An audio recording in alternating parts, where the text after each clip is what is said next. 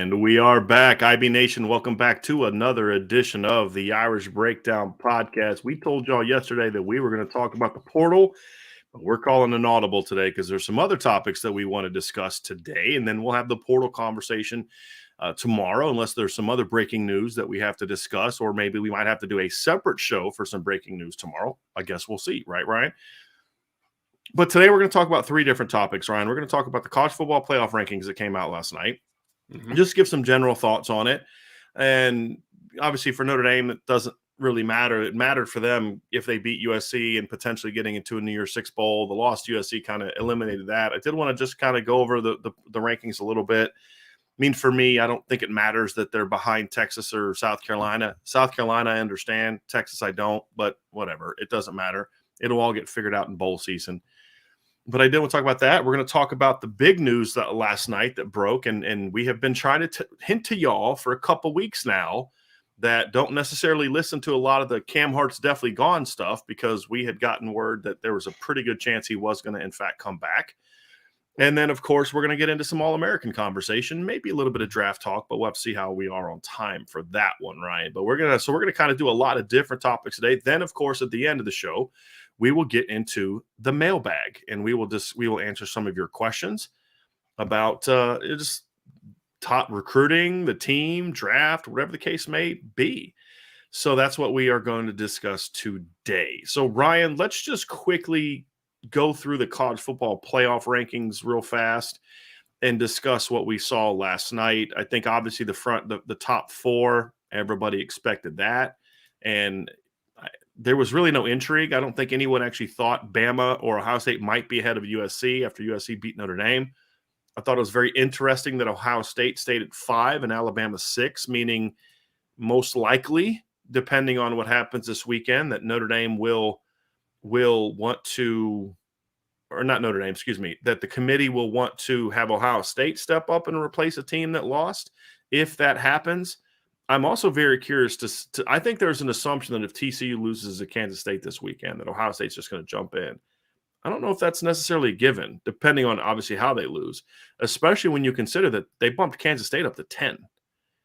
So I think that helped TCU's case as far as staying in the in there at this conversation. So Ryan, just kind of overall thoughts on the rankings, obviously the top four, what you saw, how you think things should be.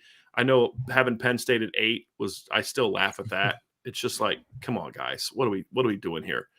But there were some very interesting rankings. Florida State being ahead of LSU. They dropped LSU hard last night. They dropped them 9 spots last night. I didn't think they were going to drop them that far, Ryan. That was one of the things that really stood out to me, was like, wow, they really punished LSU last night. They sure did. I mean, I guess it's a combination of you lose to a now 5-7 Texas A&M team in the way that you did against a program that is just reeling during the season, right? Just struggling so much. So that was a little bit of a surprise, I would say. I think that for me, Brian, the closer we get to the final product, obviously, I think the less that I kind of tear these rankings apart a little bit, right? Because for me, I was just like, I know what the top 4 is going to be, right? Like, what that was going to be, what just kind of coming out of this week, what really starts to matter more than what the rest of it looks like is what the top 5 is. And I think that seeing an Ohio State team, it's going to be an interesting conversation, because I know that there's the trendy pick this week is going to be Kansas State over TCU. It's going to be. I'm telling you right now. There's a lot of people that are already picking that upset. But for me, so you're talking about the actual game. I wasn't sure what you're talking about. You're talking about just Kansas State beating them. Yeah, I got you. Yes. Yeah. Sure. I've already talked to a bunch of friends that a couple of them are in the betting world, right? They bet a whole lot more than I would, for instance. And they are all taking Kansas State on the upset this week, it sounds like, at least to cover the spread what it is right now. So I think that the trendy pick is TCU loses, because it's been kind of a chaotic college football season, right? So let's end it with a little bit more chaos and see what the committee decides, because I am one of those people, and I know that we can have a great conversation about this, but I do truly believe that the committee would put Ohio State in if TCU loses, just flat out. I believe. I really do think Perhaps. that. We'll see. Yeah. We'll see. It's just, again, it's going back to the big brand and Sure. how the ratings want it to be, all that type of stuff. So there wasn't a tremendous amount of surprises in this one. Like you said, I think that it was interesting to see how far LSU dropped. I thought that they would drop for sure a few slots, but I mean, nine spots in one one loss is a tremendous drop, man. Like they dropped even further than Oregon. Now not in the placement. Oregon is still behind them, but Oregon only dropped 7 spots. And I mean, part of it is they just got flat out destroyed. I think the thing with Kansas State and TCU, Ryan, depends on how the outcome goes. If Kansas State, because I think they're going to look at 2 factors. Number one is they're going to lose to a top 10 team. K-State's already top 10 team, and it would be a rematch. And I think those things have to be taken into consideration. If it's a back and forth 34-31 game, I could see them keeping TCU in. Because basically, if you're going to drop TCU out, you're punishing them for making it to the conference championship. You're punishing them for not getting their butts kicked in the last weekend and not making the conference championship game. You're rewarding Ohio State for getting smashed in the last game of the regular season and not making the conference championship. So I don't think it's a given, and maybe that's just me saying what I think should happen more than what I think will happen. And so there's no doubt for me that it should not. I mean, to me, the only team that should get knocked out this weekend if they lose is USC. That's it. Because every other team is undefeated. You go through the regular season undefeated, as long as you don't get destroyed in your conference championship game, you're into me. Because I'm not punishing you for making the conference championship game. That's how it is for me. USC is a little bit of a different story because it would be their second loss. And so you're still somewhat punishing them. Even then, like, the only reason I would punish USC a little bit more than Ohio State for being out and USC being in is if they lose to the same team twice. Right. That would be a big red flag for me. I don't think that they will. I think they're going to beat Utah this weekend. I don't think Utah's that good. I think that it's hard to beat a team twice, Ryan. And now that's why I think a lot of people are picking Kansas State to beat TCU because it's hard to beat a team twice. Now, we've seen it in the Big 12. We saw Oklahoma beat TCU twice a few years ago to win a Big 12 championship. But we saw Texas beat Oklahoma in the regular season a few years back with, I think it was the year Kyler Murray was there. And then, of course, Oklahoma got payback in the Big 12 championship game. So it's going to be really interesting to see how that shakes out, Ryan. But just a couple other things. Looking at this list, South Carolina going from unranked to 19th makes a lot of sense. They had 2 really impressive victories the last 2 games, like really impressive victories. I personally would not have had them over Notre Dame, but I'm not gonna nitpick it too much. It's not that big of a deal. Recency bias. Sure. Yeah. They beat South Carolina by 1, but Notre Dame blew out. I mean, Clemson by 1, but Notre Dame blew out Clemson. But the argument that people will make, and I think it's a good one, is, but yes, that's Notre Dame's best win. Notre Dame's best win is a 21-point home win over, number 9 Clemson. But beating Clemson on the road is South Carolina's second best win. Their best win is beating Tennessee, who's ranked 7th by 20-something at home. So it's very comparable to the best Notre Dame win. And then their second best win is better than Notre Dame's second best win, which makes sense. And you could, if you want to nitpick South Carolina's losses, they had a blowout loss to Florida recently. They lost by 13 points at home to Missouri. They got blown out by Georgia and Arkansas. I'm like, well, does that really negate the fact that Notre Dame lost to Marshall and Stanford? So, like I said, I'm cool with South Carolina being there. Those are 2 great wins into the season. Texas is the only one that I would nitpick, but honestly, Ryan, it's not even worth spending a lot of time on, to be honest with you. I was shocked Tulane didn't go up higher. That's one that shocked me. They only went up 1 spot. That was an impressive road win over Cincinnati last weekend. It was. I thought they would have leaped UCLA and Oregon and those teams. I was a little surprised by that. Especially, you'd think they'd want to get the Group of 5 team even higher. I think what that is, Ryan, what it is to me is, I think this is kind of what you're alluding to. After the top 4, it's about positioning to justify certain things. So if UCF goes out and beats Tulane, how can you justify if Tulane's 14 where they should be? Because let's not forget, Tulane has a win over the number 10 team in the country, Kansas State. How can you justify taking Tulane at 14 and UCF at 22? How are you going to justify putting UCF ahead if they win the conference championship game over UCF this weekend, right? Because those are the 2 teams that play, correct? It's UCF and Tulane. believe so. So I think they tried to keep Tulane close enough to UCF because I think at the end of the day, they'd rather UCF and their bigger fan base make that game as opposed to Tulane.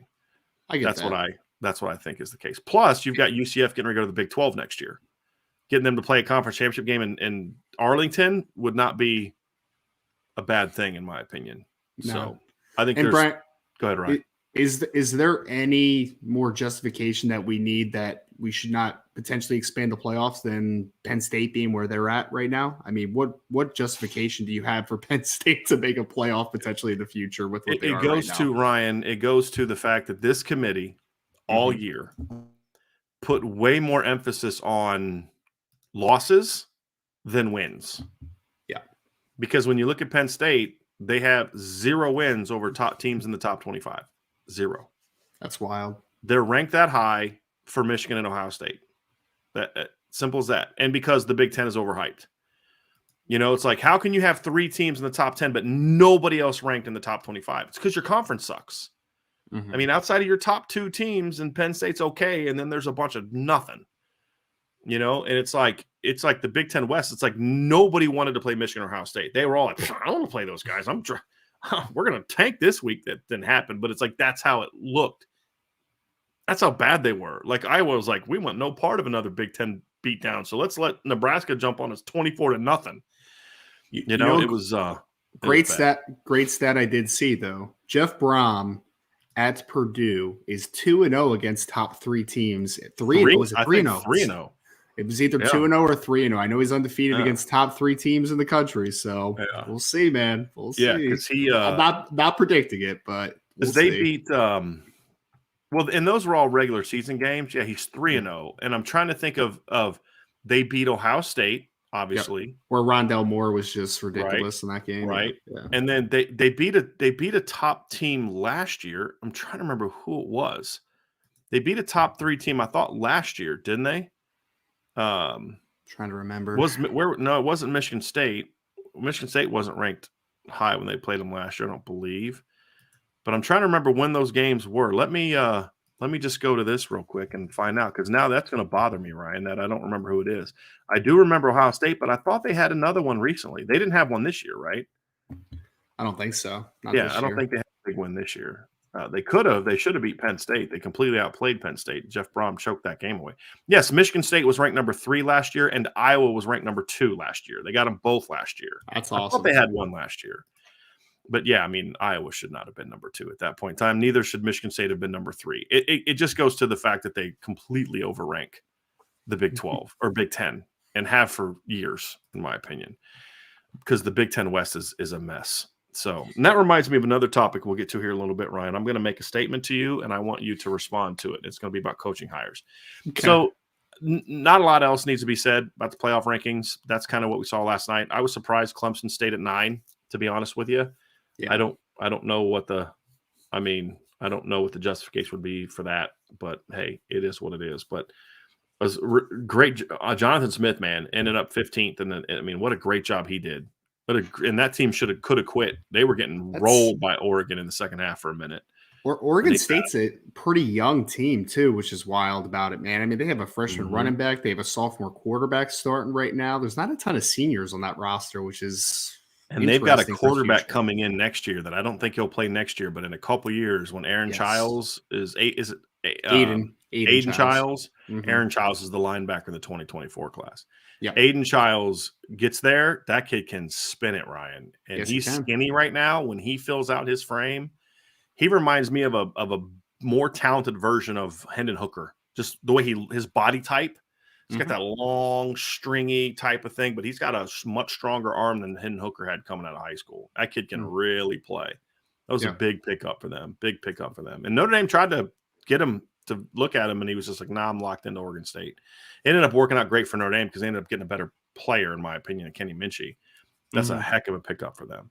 That's kind of where we were last night. North Carolina stayed in at number 23. What a bad finish to the season for them. They had a really rough finish to the season. They were another team. They were, I think, the only other team besides Penn State that did not have any wins over the top 25. Any team in the top 25. So it's not the best finish for them.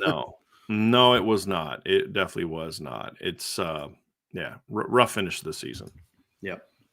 Some big Notre Dame news last night, Ryan, and Mm-hmm. we expected this. We've been expecting this now for a couple weeks now, and Mm-hmm. that was that Notre Dame was getting back Cam Hart. Cam Hart has decided to return to Notre Dame for his 5th season.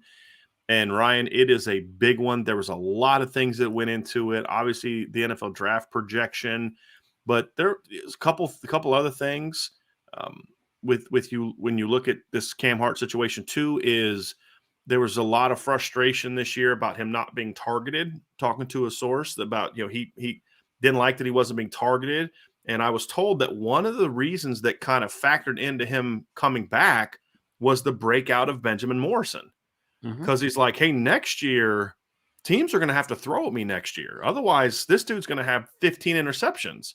You know what I mean? And you saw USC. We said all week USC is not going to avoid Benjamin Morrison. They're not going to avoid Benjamin Morrison. Well, once Cam Hart and Tariq Bracy were out, they avoided Benjamin Morrison. They threw at him, I think, once the entire game. And guess what? It was incomplete because he was locked on a dude.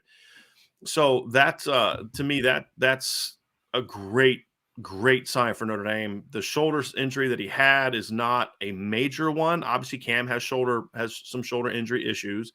It's not a major one. He probably isn't playing the bowl game, but getting him back next year, Ryan, this Mm-hmm. was big news for Notre Dame. Well, I mean, and we talked about it yesterday, right, Brian? And obviously, we kept it as a hypothetical yesterday of like, hey, if Cam Hart comes back, that's a pretty darn good quarterback to it that you have at the Mm-hmm. top there, right? And I think that going into next season, as long as Cam comes back healthy and is himself, that you can make an argument that that might be the best cornerback duo in college football returning. I mean, it's very possible. They're at least in the conversation. Like you can make a Mm-hmm. legitimate argument for it, right? So I think it's great for all parties involved, right? Because one, Cam's a good football player, really good football player. When he's healthy, he has the potential that we have, lauded over all the time this offseason. And during the second half of the season, I thought he was pretty good again, right? So Mm-hmm. for the team, it's big time because he's going to be a 5th-year senior. He's a kid that is going to be able to bring some of the leadership qualities to a room that's, secondary wise is still going to be pretty young room for the most part, right? Next year you lose Tariq Bracy and, uh, who knows what's going to happen with Brandon Joseph conversation, right? So getting a guy back like a Cam Hart for the leadership qualities, for the play quality, as long as he's healthy, I think is big time for Notre Dame.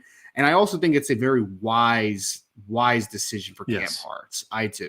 And I know we'll probably get into a little bit of the draft prospects for Cam, but the injury is a very unfortunate one for him. And then he obviously had some uneven film early on in the season, Mm-hmm. right? And people are like scouts are going to go to the Ohio State game, for instance, right? Where Right. Cam had a few struggles and they're going to kind of hyper focus on that game. So him also being injured with some early struggles, I think that this is a very wise decision for Cam. And he has now a chance to end his career the way that he deserves, in my Right. opinion, next year, hopefully. There's a couple interesting things about Cam. This is going to only really be his 3rd full season playing cornerback too. So I think that's an area where we're going to see some improvement. And the uneven film was not just Ohio State. I mean, he had a couple plays. He got beat first play of the game against North Carolina, gave up a touchdown late on a blown coverage. There's some struggles. And for me, what it was Cam just the hamstring injury kind of caused him to lose a little bit of confidence in himself. And he wasn't trusting his technique early. I think he felt like he had to do things to overcome the fact that his hamstring wasn't 100%. Once he kind of settled in and was like, okay, I'm going to be okay. Like I just get back to trusting yourself, trusting your technique. We honestly hardly ever heard his name called the last 8 games of the year. I mean, we really did. And when we did, it was because some team tried to throw a screen or a quick throw to his side and he blew it up. Mm-hmm. And so, I mean, he almost had a pick six against Syracuse. I don't remember them throwing at him other than that play. So he really did, in my opinion, Ryan, did a really great job to me coming back from the rough start to the season. And now the problem, however, is that a lot of people are going to only remember the start because we didn't see anything from him down the stretch and just assume that he didn't have a really good year because of the start. I want to give you some context to the kind of season that Cam Hart had, Ryan, because I think these kind of things matter because you have people say, oh, well, he's this or he's that, and he got beat or whatever the case may be. I'm going to throw some numbers at you. And what do we always say? Pro Football Focus stinks at grades. They're really good at data collection. Okay, so we're gonna do something here for Cam Hart, but then also put into context just how good this cornerback tandem was, and how hard teams worked to not throw at them. So I want to give you all some context. Do you remember, Ryan? What would you say the best cornerback tandem Notre Dame has had the last decade? I think it's very easily it's the 2018 group with Troy Pride and Julian Love, correct? Yep. Julian Love that season was an All-American, had a great season, really, really good football player. That season, Julian Love was targeted 79 times and gave up 42 completions in 13 games. He allowed 413 yards. In his sophomore season, where he had a record, Notre Dame tied Notre Dame record for passes defense with over 20. I think he ended up having with like 23 when you passes defense, not pass breakups. I think he had like 20 pass breakups and like 3 picks. I think it was like 23. He was targeted 83 times for 36 receptions. So he gave up 43.4% completion rate in as a sophomore in 2017, and then a 53.2% rate as a junior when he was an All-American. This season, Benjamin Morrison, who, by the way, we'll bring that in now, was today named a freshman All-American by Pro Football Focus, who actually did something that I like. They usually do things I don't like, but it's a true freshman All-American list. It's only actual freshmen, not like second-year guys who are redshirt freshmen. Well, Benjamin Morrison's going to make a lot of these, Brian. That's a great thing too, Brian, because technically with the COVID stuff, right? You technically can have a third-year freshman now, which is technically Drew Pine could have been on the freshman All-American teams this year by eligibility, which is just how nutty the whole thing is. But yes, you are absolutely correct. You can have third-year players that technically were redshirt freshmen. So this year, Benjamin Morrison was targeted 47 times and gave up 19 completions for 277 yards. Cam Hart this season was targeted 44 times, only gave up 22 completions for 240 yards. And if you go back and look, there's a lot of completions for that were short throws. For example, he got a completion against him, and this is one thing I don't like about Pro Football Focus. I would never count a pass behind the line as a completion against a cornerback. He gave up one completion against Boston College for -2 yards. So the play where they threw the screen to Zay Flowers and he came out and tackled him behind the line, they counted that as a completion against him. I can't believe he gave that up. Whatever. Crazy. I know, right? He's terrible. But he gave up 240 yards passing. Last year in 2021, Cam Hart was targeted 66 times, gave up 32 completions, but only 48.5 yards completion percentage, and only gave up 335 receiving yards. So 335 and 240 are the two numbers for Cam Hart. And this year, Benjamin Morrison gave up 277 on 19 completions on 47 attempts this season. Now, here's the interesting part. Let's look at 2018. That season, Julian Love's All-American season, he gave up 40. What did I have it as? He gave up 42 completions on 79 attempts, 53.2 completion rate, 413 yards. Troy Pride that year, who's pretty good. Troy Pride was good from post-Pitt game. He was not great early in the year, struggled early in the year, missed the Pitt game with an injury, and when he came back and was lights out. And he rocked Clemson in the semifinal game. Like, they tried to throw him twice, and he locked them down. They said, we're not throwing at that guy anymore. But he gave up 44 completions on 76 targets for 457 yards. So that's 870 yards those two guys gave up. This year, Benjamin Morrison and Cam Hart gave up a combined 517 total yards and held opponents well below 50% completion percentage, where Hart and Pride were around 55% completion and over 300 yards more, about 300 yards more than what these two kids gave up this year. Now, there's things that factor into that. Notre Dame had really good safety play that year as well, right? They had pretty good linebacker coverage that year as well. So teams were more willing to test them. They played a different coverage, so they would complete more hitches and quick outs against them than they did this year. But still, even with those context things, that's a big difference in gap. That just shows how good those corners were, and it shows how good Cam Hart was. Yes, he had some struggles, but he never gave up more than 54 yards receiving in a game. That was against Ohio State. And a lot of that came on one play. the 31-yard touchdown he gave up. You know what I mean? So he had a really good year, and it's not going to get talked about because, I mean, the last 5 games, here's the completions he gave up. 1 completion for 4 yards, 1 completion for 15 yards. That was against Syracuse. 2, and that was on that's a questionable one. 2 completions for 2 yards against Clemson. 1 completion for 34 yards against Navy. That was on the one play across where he got bumped into. Yeah. And then 1 completion for -2 yards against Boston College. So in the last 5 games of the year, Cam Hart gave up 6 completions for, let's see here, 53 yards in 5 games. It's pretty good, Ryan. It's not bad. Pretty good. During that same stretch, Benjamin Morrison picked off 5 passes. So Yes. I think you're going to talk about this cornerback tandem, Ryan, as having a chance to be very, very good. And then the other part is because Cam Hart's coming back, Jaden Mickey doesn't have to be thrust into a starting role next year. On the outside, you can now zero in on maybe letting him develop more in that nickel role a little bit next year. So it'll be very interesting to see the kind of role he's able to get. And then, of course, if Chance Tucker and Ryan Barnes and those guys come back, will they battle for, a rotation spot? Clarence Lewis, what do you do with him? Because now that Cam's coming back, depending on, people ask about Brandon Joseph. I don't know if he's going to come back or not. He probably should, but I mean, I'm kind of good either way at this point in time, Ryan, with him. If he chooses not to come back, one thing that I would look hard at, Ryan, is moving Clarence Lewis to safety for his last year. Well, he actually has 2 years left because his freshman year, even though he played a ton, it was the COVID year, so he could technically come back for a 5th year. I would look long and hard because you've got Mickey and Morrison, who you love as coaches. Cam Hart's coming back this year. I would hope that at least 1 or 2 of the 3 kids from the 21 class come back. Plus, you have Christian Gray and Micah Bell coming in.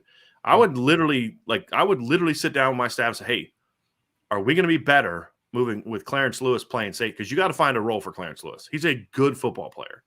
He's just not a dynamic cover guy on the edge. I would look long and hard and saying, hey, if your safety rotation next year is Xavier Watts of returners, Xavier Watts, Ramon Henderson, Clarence Lewis, and Peyton Bowen, maybe a Don Schuler, I'm feeling really good about that group. Really good about that group. And then that could also allow you to do some things with like a Ramon Henderson, maybe letting him be kind of a nickel rover a little bit more. I mean, it would give you Cam Hart coming back gives you so many at least discussion points that you could not have if he left for the spring. You'd have to wait for someone else to emerge before you could even consider moving Clarence Lewis somewhere else.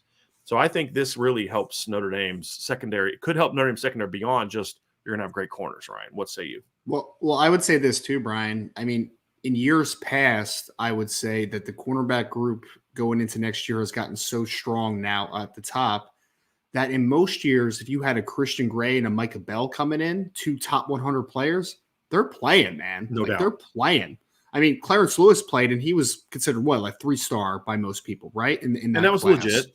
I mean, we gave him a 3.5-star grade, top 300 to 400 type of kid. Solid player, but not a guy you'd expect to come to play as a freshman, Ryan. Exactly. So exactly. He's pressed because of necessity, but you now have a situation where I think Christian Gray could play early if you needed him to, but the nice thing about the depth that you've created is that he doesn't have to, right? If Christian Gray comes in or Micah Bell comes in and they earn valuable reps, that's awesome. That means that they weren't too good not to keep off the field, but it's not a necessity for those guys to come in and be substantial producers early on in their careers, which is great for both parties involved. And I really do think that when you look at this too, Brian, and I love that one of the main reasons that you spoke about Cam coming back was because Benjamin had a big step up. And I think that that's the best thing about tandems, right?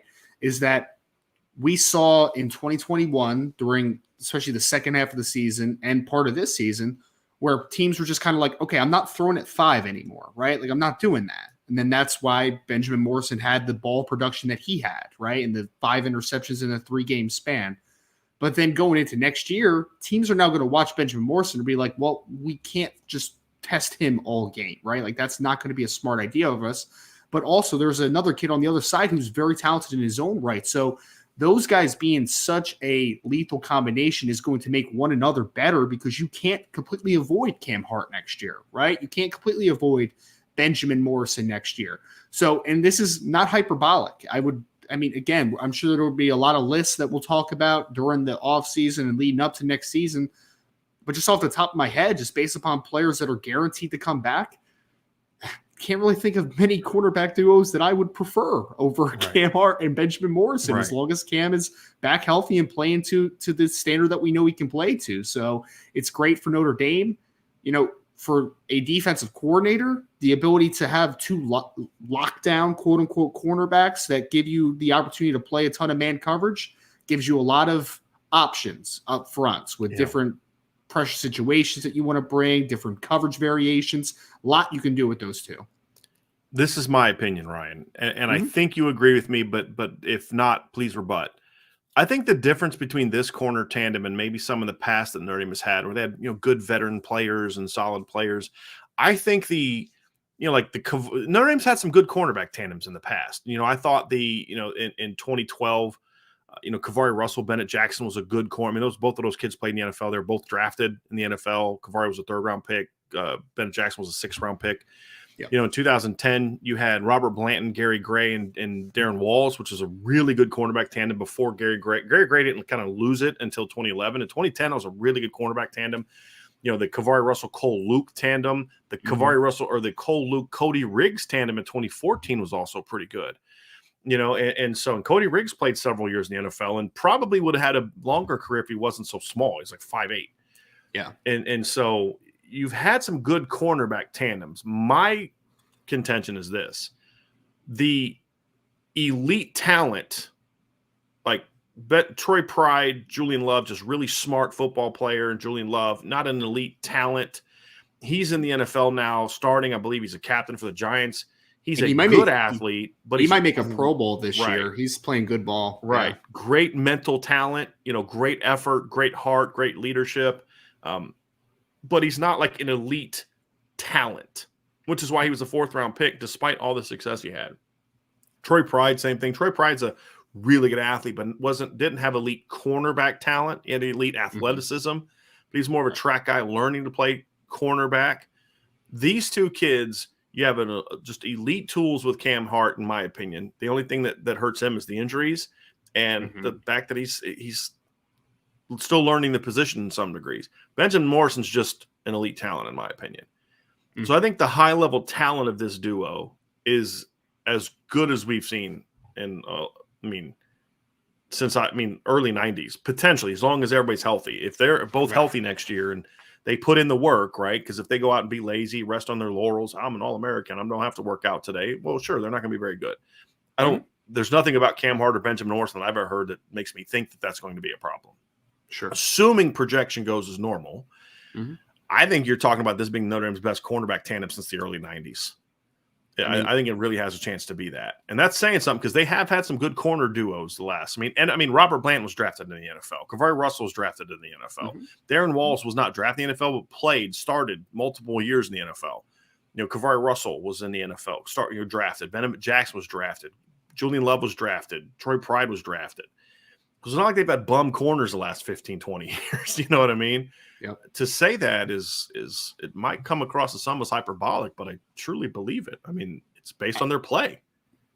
I think it's a different tandem, Brian, because, I think Julian Love and Troy Pride are great examples, right? Like Julian Love has turned himself into a good NFL player, but I think there was some hesitation on how good of an NFL player he would be because he doesn't have those elite physical traits, right? Like he has to win off of his mind, off of his consistency, and off of the fire that he plays with. Like those things make Julian Love a successful NFL player. But when you look at 6 foot plus, 179 pound Benjamin Morrison and 6'2.5", 200 pounds Cam Hart with 32 plus inch arms verified, you look at this tandem and it's different from what you've had in the past because you've had very good college players. And like you said, a couple players that have played in the NFL for a decent amount of time. But when you look at that group, it's been a while since Notre Dame had two guys that are the prototype NFL cornerback, right? The Julian Loves of the world are more nickel types that end up playing at safety, or a little bit of a thinner framed guy of a Troy Pride. You have two guys that an NFL evaluator will look at and say, that's what an NFL corner looks like. An outside NFL corner looks like Cam Hart. It looks like Benjamin Morrison. It's different because you have two legitimate NFL talents on the outside, at the outside corner position. Because the guys that you mentioned, right? I just mentioned Julian Love, who's now a converted safety. Robert Blanton was the same thing. He ended up playing safety in the NFL because he wasn't a prototype outside corner in the NFL. Both Benjamin Morrison and Cam Hart, they're so talented that as long as health is not a concern, they're never going to have to be guys that an NFL team is going to say, you know what, I think they'll have to play safety at the next level. I think they'll have to move inside. They are freak of nature athletes, which makes it intriguing next year because, again, who do you want to throw at? You going to throw at 5, or are you going to throw at the kid that had 5 interceptions in 3 games in a 3-game span last year, including 3 against Boston College? That's what makes it so intriguing because you just don't have guys that look like that at Notre Dame recently at corner. You don't have 2 of them. Well, and you're also going to talk to me, if you Xavier Watts if he's starting next year, let's just say hypothetically by the middle of the season, your starting secondary is Benjamin Morrison and Cam Hart on the outside, Jaden Mickey in the slot, Xavier Watts and Peyton Bowen. You're talking about a level of athleticism that we have not seen in the secondary at Notre Dame in a long time. And they look just apart. Pure gut. Exactly. They're literally big time. They're not just smart, heady football players that are, like Jalen Elliott and Alohi Gilman were great college tandem, but they were really smart, instinctive. Alohi Gilman is one of the most instinctive football players I've ever seen, which is why he's playing in the NFL. Kid ran a 4.6 as a defensive back, and he's playing in the NFL a bunch, picking off Pat Mahomes. Why? Because he's wicked smart. He's got heart, and he knows he's just a football player. He's not an elite athlete. The thing about Peyton Bowen is Peyton Bowen's a football player that's also an elite athlete. Benjamin Morrison's a football player that also, in my opinion, is a borderline elite athlete. And that's the difference. Xavier Watts is a real twitchy kid. So, and he's finally going to have a full offseason of one position under his belt. That's the other thing is this was his first season really being a safety. He got moved in the previous year, halfway through the year. They split him between 2 positions a little bit this year. He's now a safety, and so Ryan, the level of athleticism on the back end next year is going to look so much different even than this year. Houston Griffith was a very solid, steady, underappreciated player for Notre Dame this year. Just always where he needed to be. DJ Brown was okay, good veteran and all that. But those guys are not elite athletes. Brandon Joseph is not an elite athlete. He was a good football player. But the level of athleticism that they're going to have next year with the 2 corners coming back, that's what made the corner so good this year because Tariq Bracy may be small. He's an elite athlete. Yes. And that's why the corner production was so good this year because people are like, I'm not throwing on those guys. And that's why they were targeted so much less than past cornerback groups. And I was going to say, Brian, I also think in past secondaries, there was players that we've already mentioned a little bit, but there are players where an opposing offense is going to say, I'm going to try to isolate that kid. I'm going to make him – we're going to attack that kid again. I think of Sean Crawford, right? Sean Crawford was a good football player, but Alabama knew I'm going to throw bubbles at Sean Crawford all day and make him try to play with Devonta Smith in space. Right? Stanford did that to him in 2017. Right. But not because he's not a good football player, because they had 6'5" tight ends and he was 5'9". It's because it was a matchup. Right. Yeah. You mentioned Cody Riggs, who was 5'8". We talked about Sean Crawford that was 5'9". There's been guys in the Notre Dame secondary in the past where you're just all right, look, there's good players here, but I'm going to take advantage of that guy. Next year, as long as Peyton Bowen ends up in the class and who we think he is, right, and he's playing a decent amount of football, who's that guy next year, right? You might convince yourself that I'm going to take my chances with Jaden Mickey in the slot just because of the inexperience in the up and down play a little bit, but it's not Jaden Mickey doesn't look like he belongs, right? Athletically, and he's not going to get physically, he's not going to get better. Right. Right. Exactly. Athletically, physically, he looks like he belongs. Cam Hart physically is a guy, right? Benjamin Morrison is a guy. Xavier Watts physically looks the parts. All those guys in the secondary now, the secondary for Notre Dame over the last couple of years has gotten a lot longer, a lot more athletic. And now next year, Brian, I'm not saying every player is going to play in the NFL. I'm not making that claim, but I'm saying every player looks like an NFL player on the field next year from a physical, athletic perspective. They look like they belong. So good luck to opposing offense as long as everyone stays healthy of picking who the guy is that you want to take advantage of, because there's not going to be a massive weak link in the secondary next year. I think that there's going to be some decisions that offenses are going to have to make next year against the secondary. Well, and then there's some decisions you have to make as a coaching staff too. How are you going to play with this secondary? Are you going to use them more in coverage to let them, to maybe take away quick game, force teams to throw down the field more, which this year was sometimes could put you in a tough spot because you didn't have great range at safe. Like, perfect example is a couple of those throws. People are like, oh, I can't believe Xavier Watson pick off those passes. Well, with all due respect, most of the safeties on the roster aren't getting over there, to even be in a position to make that pick. So I think that's a big part too, is like, hey, we're going to play more press coverage. We're going to be more aggressive, force teams to throw deep because they're not going to give them the quick game. Well, then now you've got such better range at safety potentially if Peyton Bowen's able to, earn a rotation spot in that first year with Xavier Watts earning more playing time down the stretch. You're getting kids that are far rangier, which means more disruption, because the one thing that was lacking from this defense this year, one of several things lacking from the defense this year for all of its success, was it was not a super disruptive team in the pass game. No. Now, they had the interceptions from Benjamin Morrison, but there weren't a ton of breakups, and part of it was because teams just avoided the corners. And the safety position, the linebackers, was another position where teams would go at them a lot. I think was Syracuse. You saw, what was the game? You saw UNLV. No, not UNLV. Trying to remember, Stanford did this. They would just pick on Jack Kaiser. Or they'd pick on J.D. Bertrand, or you saw USC do some things to put Maris Luafau in a bind. And when teams needed a big play, they didn't throw the ball downfield in the corners. They threw the ball at the linebackers and the safeties. Well, and I think that kind of played a big part in what happened this year. I mean, I think it's a great point, because I just think there was a lack of range from the middle of the field, right? Like you mentioned it. Houston Griffith was a solid football player, but he's not a dynamic player that's going to make a ton of rangy plays, right? DJ Brown, I would say, got a lot out of his ability, but he's just not the athlete that you need playing from depth at safety. And then with Brandon Joseph being banged up and inconsistent, like, you just didn't have a ton of range on it from the safety position. So the middle of the field, I think, was a spot for Notre Dame this year that can get a whole lot better next year, just from the athleticism that you're kind of injecting into this program as well. Right. Because here's what hurt Notre Dame this year. I'm looking at it now. J.D. Bertrand gave up 85.7% completion percentage for 169 yards. Ramon Henderson gave up 15 of 18 completions for 83.3%, 156 yards. Jack Kaiser, 14 of 16, 187.5 completion rate for 142 yards.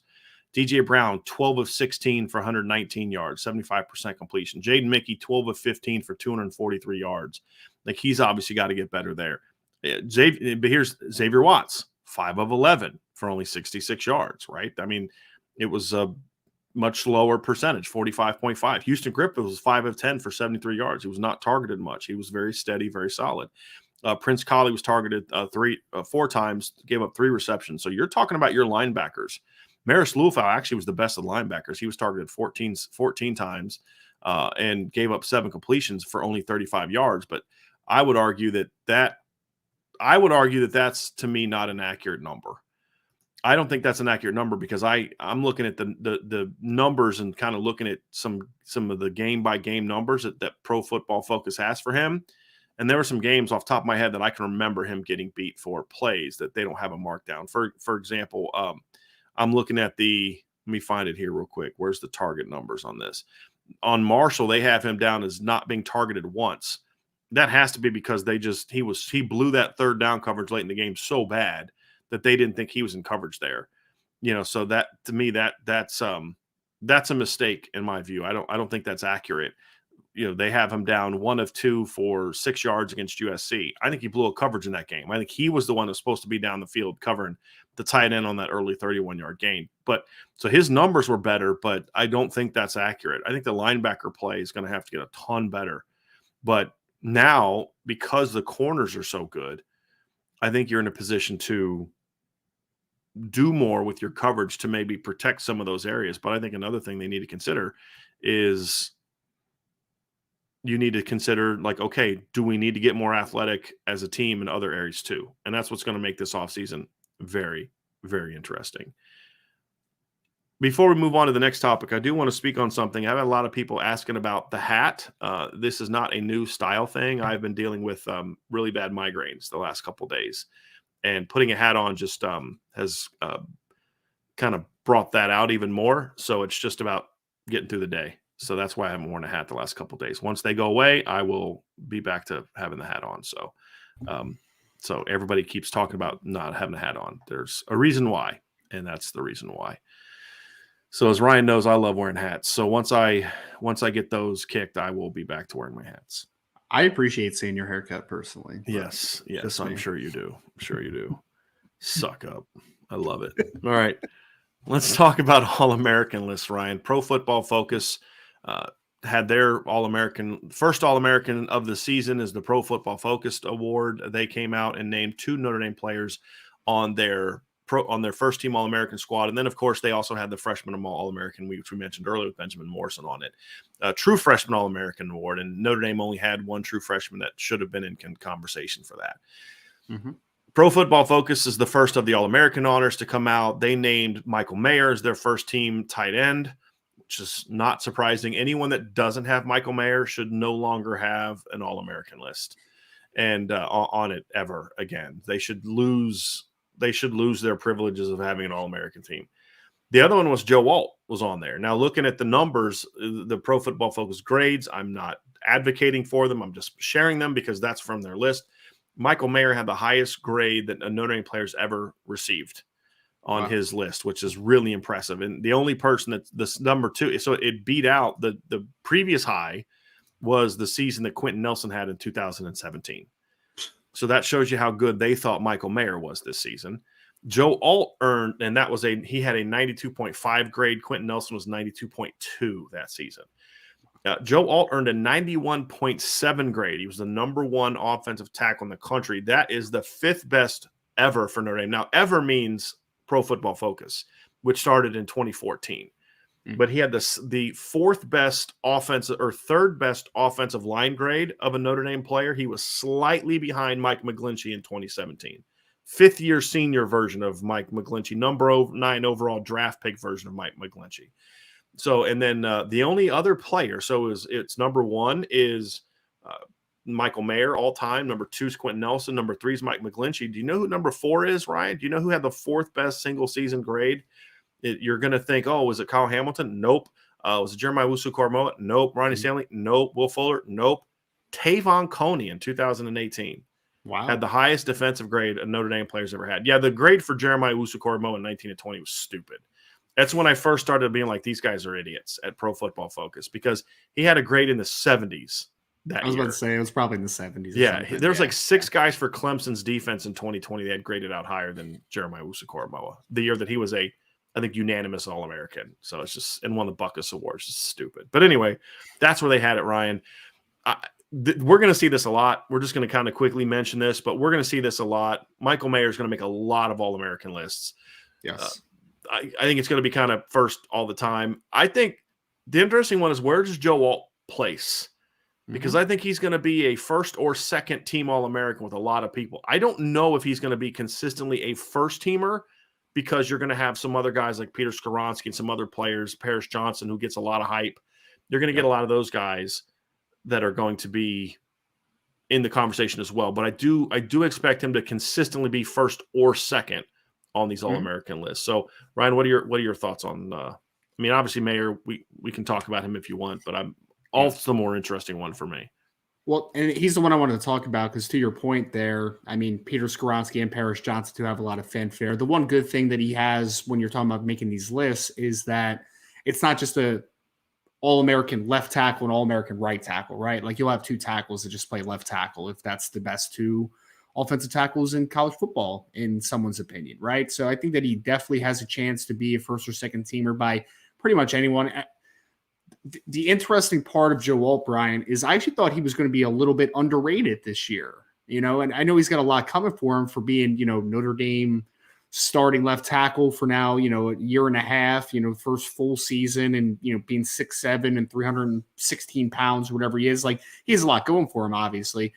But Joe Alt's play style is much more, I'm just not going to give anything up. right? Like I'm not necessarily a guy. He's not like a guy that, like Paris Johnson will have a rep once in a while where he'll just like completely bully a dude in the run game and just plant him on his backside, right? Like he has a little bit more of the flashy plays. But I think that Joe Alt has just been he's just a negator, man. Like all season. It's just like, it's hard to remember reps in the past game where he lost reps this year. Like it's very hard to find those reps where you're like, oh, Joe Alt got blew up on that play. Like it just doesn't happen. He's just such a consistent, good football player in everything that he does. So I feel like, the PFF grades would value a player like him because I guarantee he didn't give up too many pressures, guarantee he didn't give up too many sacks, probably didn't have many missed assignments because he's just a player that you just count on from a snap-to-snap basis. And I will say this, though. I'm happy that Michael Mayer made first team in this situation because I do think that there is going to be some people that are going to try to just put Brock Bowers over him, and that's just going to be the conversation that people have. They're going to say it's Brock Bowers, because he's on the number one team and everyone gets super excited about him for good reason. He's a talented football player. But I think when you just compare the two players and look at who's the more impactful football player and who's the better all-around football player right now, especially with what Michael Mayer was able to do later in the season as a run blocker, it's, just another trophy that you put on the mantle for Michael Mayer, who, I feel like we don't always appreciate enough when guys are playing because it's, usually hindsight brings these things out. But Michael Mayer is one of the best football players I've ever seen play at Notre Dame. He's one of the best football players to ever play at Notre Dame. So it's awesome that he gets this first in what is going to be many awards, many accolades, and he deserves every one of them, obviously. Yeah.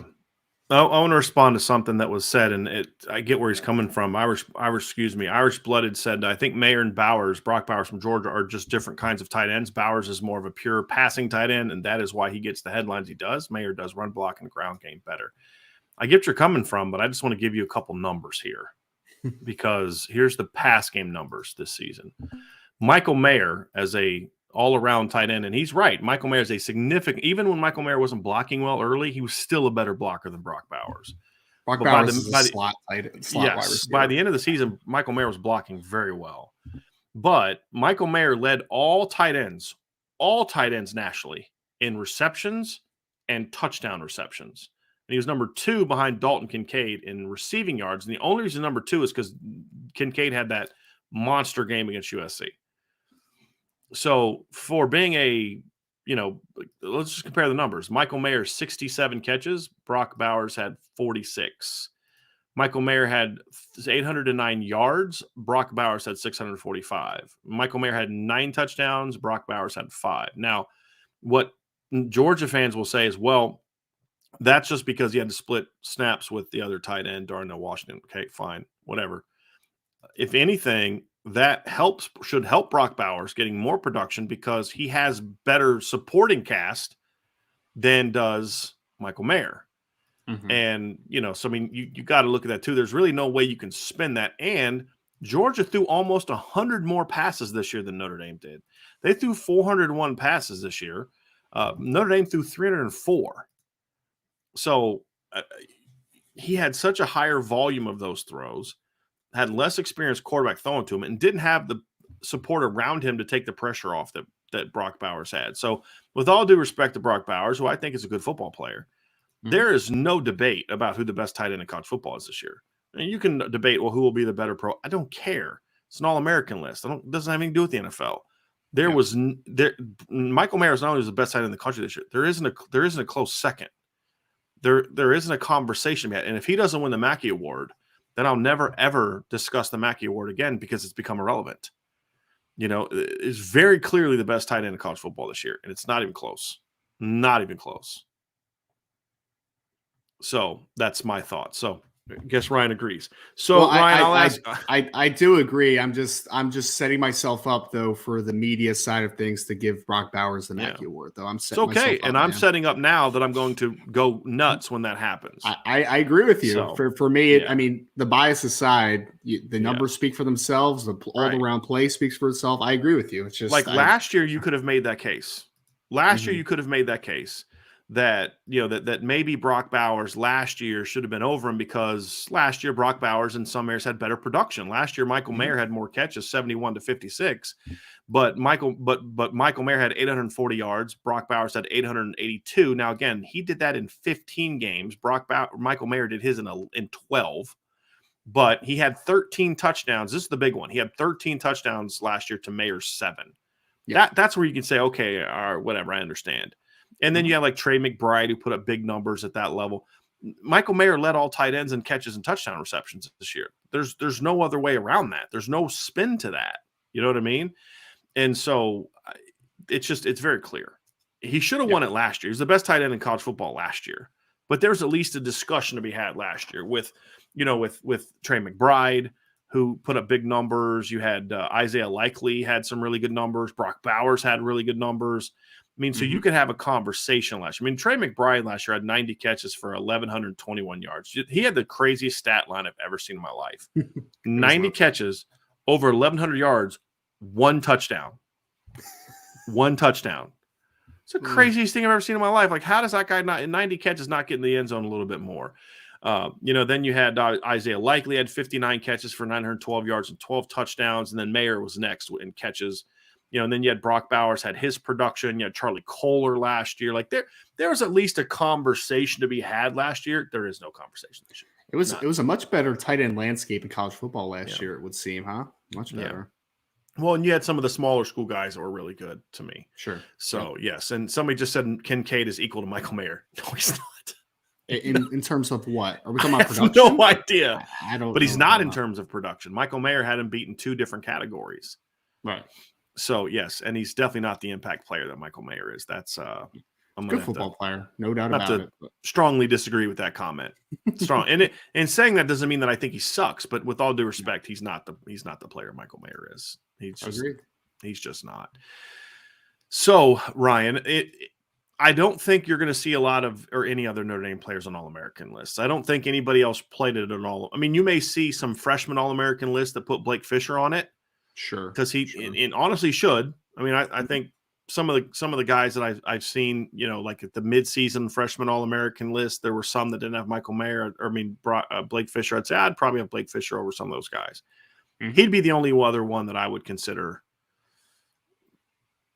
really in any potential and that's a freshman All-American list. I don't think there's any other, because like none of Notre Dame's running backs are freshmen. Aldrick Estime played 12 games last year because he played a lot of special teams. Logan Diggs played.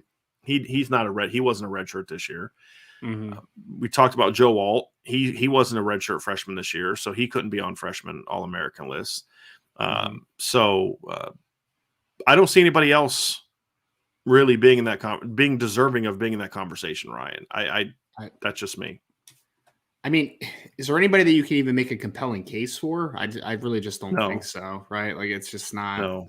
Like you said, Blake Fisher as a technical redshirt freshman. If you want to make the conversation about freshman All-American, I'm fine with that. But right, I mean, yeah, there's nobody. I'm just trying, like, in my mind to kind of have a compelling argument for someone, and I just don't think the one's there right now. I mean, some people would say Foskey, but like, I don't think Foskey played to that level this year. So it's just Foskey's production was good, Ryan. But to your point, he was a more dominant player last year with less production than he was this year, in my opinion. Yep. So now I think he played better down the stretch, and he had some. I would argue that 2 of his 3 best career games were this season. That's fair. And go ahead, Ryan. He's in the top 5, I think, in sacks, right, nationally this year. So I mean, he's got some production, but to your point, and he had more tackles for loss this year than he had last year.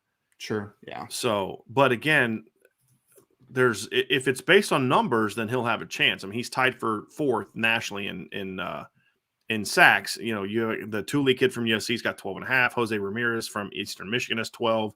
Thomas Incoom has 11.5, and then Foskey is tied with Nate Herbig at 11. And then Will Anderson only had 10 this year. Mm-hmm. So you could, if it's about production, then there's a chance Isaiah could be on there. Sure. But I'm just looking at it I can't make that case because his overall play wasn't as good. I think there's a couple lists. Didn't warrant it. There's a couple lists that have like third team and honorable mention, don't they? Like, so Maybe he can maybe make some of those. Yeah, he can make those. If you start dwindling it down a little bit, maybe. But I mean, yeah, maybe second. I think you could make a case for because there's not a ton of great edge players this year, Ryan. I mean, it's not like last year where you had like 2 All-Americans on Michigan's defense alone. Georgia had kids. Will Anderson was a monster. Like that could be a thing too that factors into it. But that's the only person that you could make an argument for. None of the other linemen were that way. The running backs weren't. The receivers, none of the DBs other than Moore. I mean, I think you could make a case that Morrison needs to be on the All-American conversation for like third team type of guy. He was that good in my opinion. Just pure All-American. The full All-American, yeah. Yes, not like freshman All-American. I mean, it's a no-brainer freshman All-American. I mean, he was good all year, and it started against Ohio State. That's the thing is like he didn't just like break out in the second half of the year. He made his presence felt game one because they tried to go at him a little bit last year, and against Ohio State, and he locked them down. I mean, they could not complete balls on him. So, go ahead, Ryan. Didn't you have you had a reputable source that kind of said that he wasn't very good in coverage, though, right? In the midseason. So yeah, well, that was more of what Pro Football Focus had said because his grades on Pro Football Focus were really low. Really low. Like they gave him a 62.8 grade against Ohio State. His coverage grade against Ohio State was 64, which is below average. Yes. He gave up 1 catch on 3 targets for 12 yards and had a breakup. Like I don't know if you watched that game. He was really good that game. So I don't know what the heck they're doing.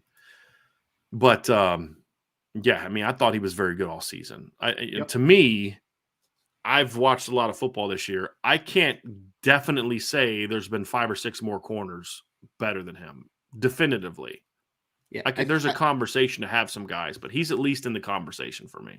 I was going to say, like, I think that it's been kind of a down year from the cornerback perspective too. I mean, because like Clark Phillips has been fantastic all year. Yes. Like he's a no-brain first team All-American in my opinion. But like the guys that you thought were going to take massive steps, like some people thought Eli Ricks was going to have a great year for Alabama. He didn't. Caleb Ringo, I think, was good this year for Georgia, but like I don't think he had a great season either. So there's just I don't think that a lot of guys really stepped up to be that guy that people thought they could be in the preseason a ton. I mean, Cam Smith from South Carolina is a good player. Was he great this year? I'm not really sure. Like I just don't know if there's a ton of guys that really stepped to the forefront and had those type of seasons outside of Clark Phillips, in my opinion. Yep. Agree. Makes you excited to be having this conversation about that particular position group. So no other All-Americans, Ryan. So that's obviously we'll continue to report when the guys get named All-Americans, and we'll continue to talk about the brilliance of that is Michael Mayer. But I am very curious to see how it's going to play out with Joe Alt. I really am. And I am curious to kind of see a little bit if anybody's willing to go the full way with Benjamin Morrison and start looking at him beyond the others. You know what I mean? He should definitely be a preseason for next year, though, right? Like a preseason All-American list. You got to think. Absolutely. Absolutely. All right. It's funny. This guy's really doubling down on Dalton Kincaid being better than Michael Mayer. The only argument is stats. Number one, he has better stats than Michael Mayer in one area. That's yards. Mayer's better in 2. And again, looking at it from yards is a really silly way of looking at it because he has a couple big games. There is not the consistent production all season. Number 3, he plays in a crap league, right? And he played against what was the only good defense they played this year, would you say? Probably Oregon State. He had 3 catches for 17 yards. So he had 2 catches for 29 yards against Florida. That really impressive 7 catch for 107-yard performance against Southern Utah, I'm sure really blows people away. So, yeah, there you go.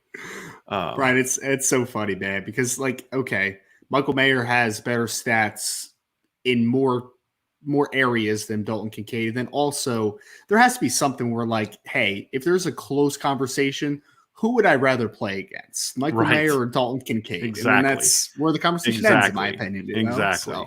And that's no shot at Dalton Kincaid. I think he's a very good football player. Top 150 in the draft as well. He's a good player. Good player, no doubt. There's a huge difference between those two guys. Yep. So yeah, it's funny the things people get upset about. Now it's been the guy said the Pac-12 is the second best conference and said we're biased. Okay, peace out. That's the dumbest thing I've heard. The Pac-12 is the second best conference in college football this year. Okay. Did you watch the Pac-12 out of conference? I'm just curious if you saw that or not. Anyway. That was funny. I needed that. I needed that good laugh today. So Ryan, that's going to do it for today. We're going to we were going to have a little draft conversation. We're going to do that tomorrow. I think we've kind of had some good conversation today. Yep. We're going to do mailbag next. I think that's going to be a good time to go to the mailbag next. That'll be some fun there. But let's so if you have some questions, get those in now. We've starred some of those that we'll get to here in a second, but get some more in. So if you want to have some questions answered during the Q&A, we'll talk recruiting, we'll talk team, whatever you guys want to talk about, we'll talk about here for a little bit. But before we go, please do us a favor. Hit that like button, hit the subscribe button, hit the notification bell, and share this podcast. We would also love it if you join the message boards at boards.irishbreakdown.com. We obviously, if you're on there, you would have had a pretty good idea that Cam Hart was going to come back. You know that there's some big news we're expecting over the next week from recruiting a couple times. Perhaps we shall see. We have a couple of those dancing GIFs still out there, Ryan. GIFs, whatever.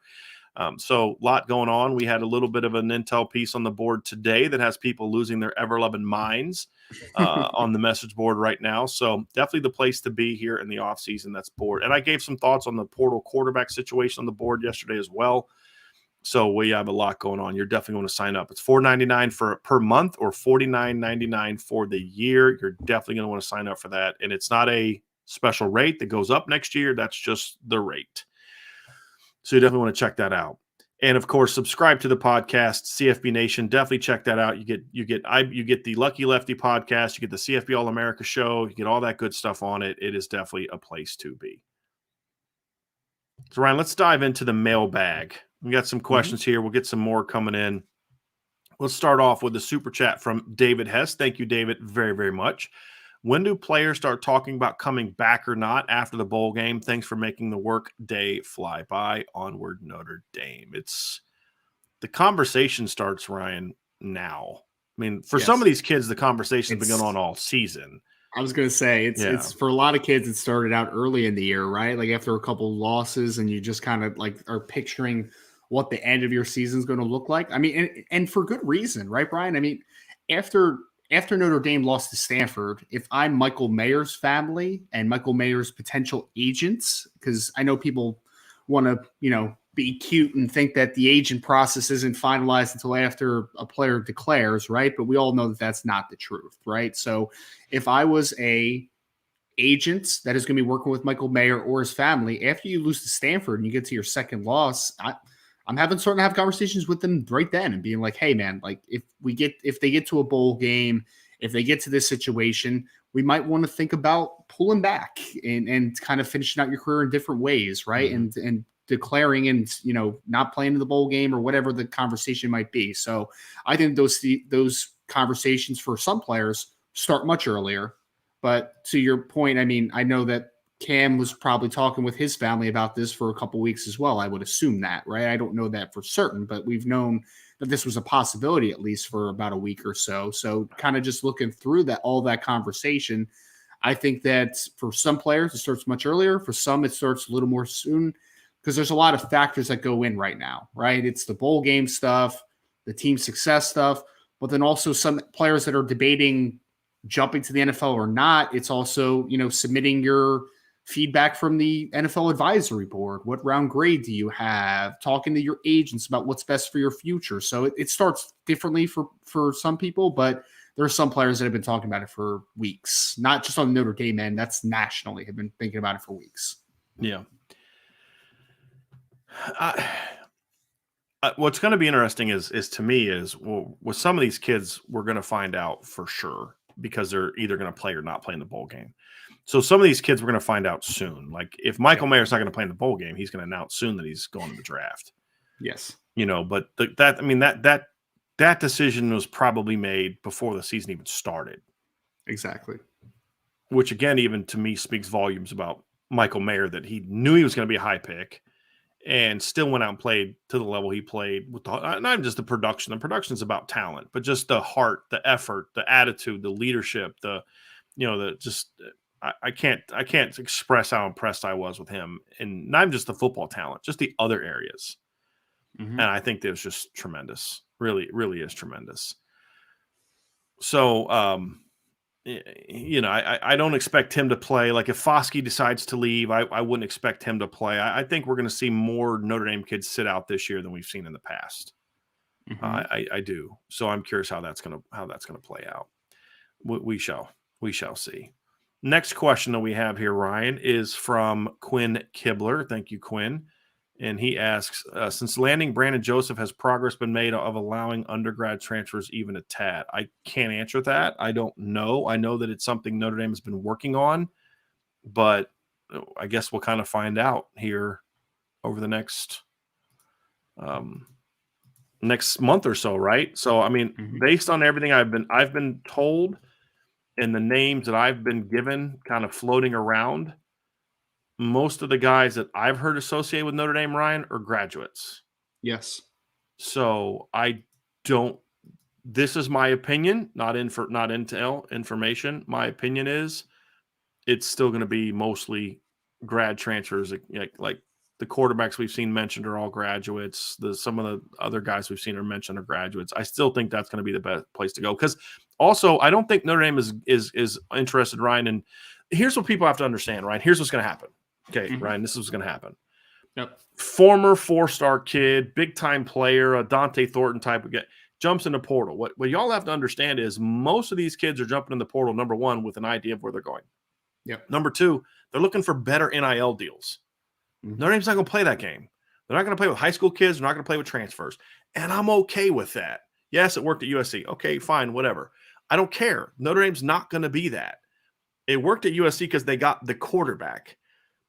Honestly, if they still had Caleb Williams and the same receivers they would have had, Jordan Addison didn't play like a star. He didn't play like a Biletnikoff guy this year. He was good. It's about you've got to build the way that you think is best for your program. And Notre Dame is not going to be able to there may be like an off season where things fall into place and they get a higher number, but that's not sustainable. And here's the problem. When you dip heavily into the portal in 1 year, you're forcing yourself to do that year after year after year. The portal thing worked for Michigan State last year too. Let's see if it works next year. How's it going to work for USC next year? Will USC be able to dip back into it again this year the way that they did last year? I don't know. We'll see. Notre Dame's not going to do that. They're going to be a high school development program team. It's just the reality of it.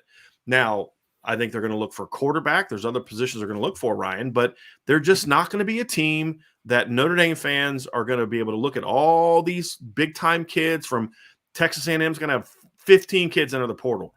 I'd be willing to bet none of them are candidates for Notre Dame. I don't care how good they are. Yeah. There's a reason they went to Texas A&M, and that reason is going to be the reason they're not going to come to Notre Dame now. That's the reality we're living. There's going to be a lot of kids that take NIL money to go to a school. After their first year, they're going to jump right back in the portal and do it again. That's just what's going to happen. Notre Dame's not going to play that game. So I know you all want to kind of spend all offseason talking about portal kids, and this guy's in, and that guy's in, and this other kid is in. Most of those kids are not going to be targets for Notre Dame. Right. And I'm okay with that. I'd much rather see them develop. Okay, Ryan, could they go to the portal and get a receiver? Yeah. You know what I'd rather them do? Coach up the kids you have who are really talented. You know what I mean? And maybe you can get if the right kid falls on your lap, you go get that kid. If you lose a kid, then you may need to go to the portal for depth. But coach up Tobias, coach up Deion Colsey, coach up Jaden Thomas, coach up Lorenzo Styles, coach up the incoming freshman class that is going to be loaded, and develop those guys. They don't need to go to the portal for running back, tight ends, offensive linemen. There's some holes. I think defense is really where you might see more needs in the portal than offense, in my opinion, outside of quarterback. Defensive line could use some help, maybe linebacker if you lose some kids or whatever, maybe safety but I safety, again, coach up the young kids you have, you know what I mean? Get Xavier Watts going, get Ramon going, get Peyton Bowen going. So I don't think there's a lot of needs for Notre Dame in the portal other than fill in some depth areas like defensive tackle. I'd go back to the portal for depth at defensive tackle again if I was them. Yep. I'd look for depth at the defensive end position. Or if there's an impact player that for whatever reason wants to take on the academic workload that Notre Dame has to offer, then go after that kid. Sure. Absolutely. But most kids aren't. They're not looking for that. I'm looking to go somewhere where I can play football for a year and play, which the type of kids that Notre Dame is going to have success with that, Ryan, that's the graduates. They've already got their degree. And it's a lot easier to kind of go through the motions in the graduate program at Notre Dame as a graduate where you got 1 year than it is to be an undergraduate. So that's just where it's going to be for Notre Dame for the most part. For the most part, people have to come to grips with that. You're just not going to see, like, let's just say hypothetically, Arch Manning jumps in the portal next year. Notre Dame's not going to be looking at he's not going to be looking at Notre Dame, right? I shouldn't have even used his name because then people are going to. He was on campus, Brian, at one point. So, but you get the point that I'm making, right? It's just and it's just not going to be the way it's going to go. And most of these kids already have an idea, because if y'all think that schools are waiting until these kids officially put their name in the portal to talk to them, you're out of your minds. Like, they're talking to coaches, agents, parents. They're doing all this stuff behind the scenes to where when kid jumps in the portal, he's got a pretty good idea where he's going to go. If it's at least narrowed down to 2 to 3 schools. That's my favorite, man, is every player now has an NIL agent, right? That's all they're handling is NIL. Right. Sure, that's what they're doing. Well, and look, there's a lot of kids that go into the portal without that guidance, Ryan, but those aren't kids that are Notre Dame caliber. That's why there's so many kids that go into the portal and don't find homes. I'm talking about the kids. Those are small school kids. Right. Yeah, exactly. I'm talking about the big name kids, the kids that you would be looking at Notre Dame. You're not talking about the thousands. There's a lot of kids that are just making very misguided, poor decisions. Agreed. And that's just the reality of it. Brian, can I knock out this one real quick? It has something to do with the portal. Someone asked. So Jonathan Gabrick just asked. There was a couple mailbag. Of them on there. Yeah. Said mailbag Hudson Card was one of the potential quarterback transfer targets for Notre Dame. With him being an undergrad, is that even possible, especially coming from Texas education? So a couple things here, Jonathan. Just want to knock this one out real quick. Hudson Card is graduating in December. He came in early, a semester early, so he graduated on the 3-year track. So he will be a graduate in December. And I am told that from his background, dating back to high school until now, he is an excellent student and has always been a high academic kid. So Texas is a pretty good school, Ryan, too. That's the thing is like Texas is a good school. But yes, graduate, so he doesn't have to worry about transferring in credits. That's what it comes down to. Is an undergrad has to transfer credits, and the way that Notre Dame has set up their transfer process, it's incredibly hard for a kid. I mean, I was told this past year that last year's baseball team lost a kid from Harvard that wanted to transfer as an undergrad because they wouldn't take his credits. That's how dumb it is. With all due respect, it's dumb. You're just being stubborn for the sake of being stubborn, and it's silly. It's very, very silly. But that's just the reality of it. It's not admissions. It's not coaches. It's not. This kid has to have a 4.0 they won't take his classes, and Notre Dame's not going to accept a kid who won't be able to graduate because they rejected all of his credits. For sure. Well, and I was just going to say, Brian, one thing we talked about when Notre Dame was getting in with Brandon Joseph and made that happen, like, it was not an easy process. And that kid's a kid that came from Northwestern, like a really good academic institution, obviously. But circling back to Hudson Card real quick on Jonathan's question, Brian, I think it's really also a bonus to kind of be looking at that kid because he has 2 years of eligibility despite already being a junior, going to be a senior next year, which is nice. So just kind of layers to this, guys, which is interesting to kind of follow. Right. And I think that we've talked about this before. Early on, they wanted to find a guy with 2 years of eligibility. They're more open to others now that Kenny Minchie's in the class. I just want to remind people of that. I had another mailbag question from Will Haas. Could y'all see Notre Dame going after Theo Weiss or Malik Washington? I mean, I'm not sure of the specifics of those kids' graduate situations. Malik Washington, I believe, is the kid at Northwestern, right? Is he? I believe so. DB at Northwestern, and then Theo Weiss is a wide receiver at Oklahoma. Look, the reality is why are they transferring? That would be something that we always have to ask ourselves. That's not a rhetorical question that I'm setting up for an answer. It's as a question that needs to be asked because at receiver, for example, the kid like Theo Weiss jumps in the portal. What's the reason? Is he unhappy at Oklahoma? Does he not think he's a fit for the offense? Does he want more targets? Because he wasn't throwing the ball a ton this year at Ryan. I think he had like 17 catches. I mean, he had a bunch of yards per catch, but he didn't have a lot of catches. I'm going to pull his stats up here real quick at Oklahoma. He's been a guy that's had some production, but so he had 19 catches for 378 yards and 4 touchdowns. It's not a given he'll be able to earn more touches than that at Notre Dame. So if he's jumping in the portal because he wants to be the guy, you can't promise him that at Notre Dame with the talent they have coming back. If he's leaving because he doesn't fit the offense, or let's say because Theo Weiss, I believe, is a junior, right? He's, I think, is he a redshirt junior? Yeah, he's a senior in college. Yeah. So he may be a graduate who's looking to go somewhere to get a chance to play, but also wants to get a great education or get his master. Who knows? Then maybe he's more of a kid you look at. I honestly can't speak to that because I don't know his specific situation. If he's okay being a part of a rotation, then I'd look at Theo Weiss. He's a good football player. Mm. If he's looking to be the guy, I'm not touching that because he won't be happy if he's not the guy, and you can't guarantee me that he'd be the guy for Notre Dame next year with the kids they have coming back. You can't. And this is nothing against Theo Weiss because I don't know the kid personally, but Brian, if you put that player in that situation where he's not happy with his role and he's only guaranteed to be there for 1 year, that's where locker room issues happen, man. Yes. Like that's where cancers start. And we're not saying that's the case with Theo Weiss. We're making a general question that has to be asked about every kid. Some kids are okay being role players. Some kids are going to come to Notre Dame because, like, look, I'm not an NFL guy. I can be a good depth guy. I can get a master's degree from Notre Dame. It works for me. Yep. And that's going to be and that's okay. As long as you have the room, that's okay. Hey, be a rotation defensive tackle, get your master's degree and help us out and give us some depth. But if a kid wants to be the guy, that's a position that's just going to be a little tougher. All right, quarterback, if you're a good player, you're going to have a pretty good chance coming to start next year. Other positions, it's going to be a little harder. And then you get into the situation, Ryan, where you promise a kid playing time to get him there, and then all of a sudden the guys you have are pissed off and they leave. Exactly. And I'm not trading a senior for a freshman. I'm not. Because, again, if you do that, you now force yourself to go back to the portal next year, and there may not be a kid of his caliber that you can get into school next year. It's because of how difficult it can be for Notre Dame to get those kids, you got to be very careful about who you bring in and what you promise them and what their role is going to be. Because if they come in for a year and it causes you to lose younger kids, you can't promise, you can't guarantee or even close to guarantee that you're going to be able to find similar success next year at that particular position.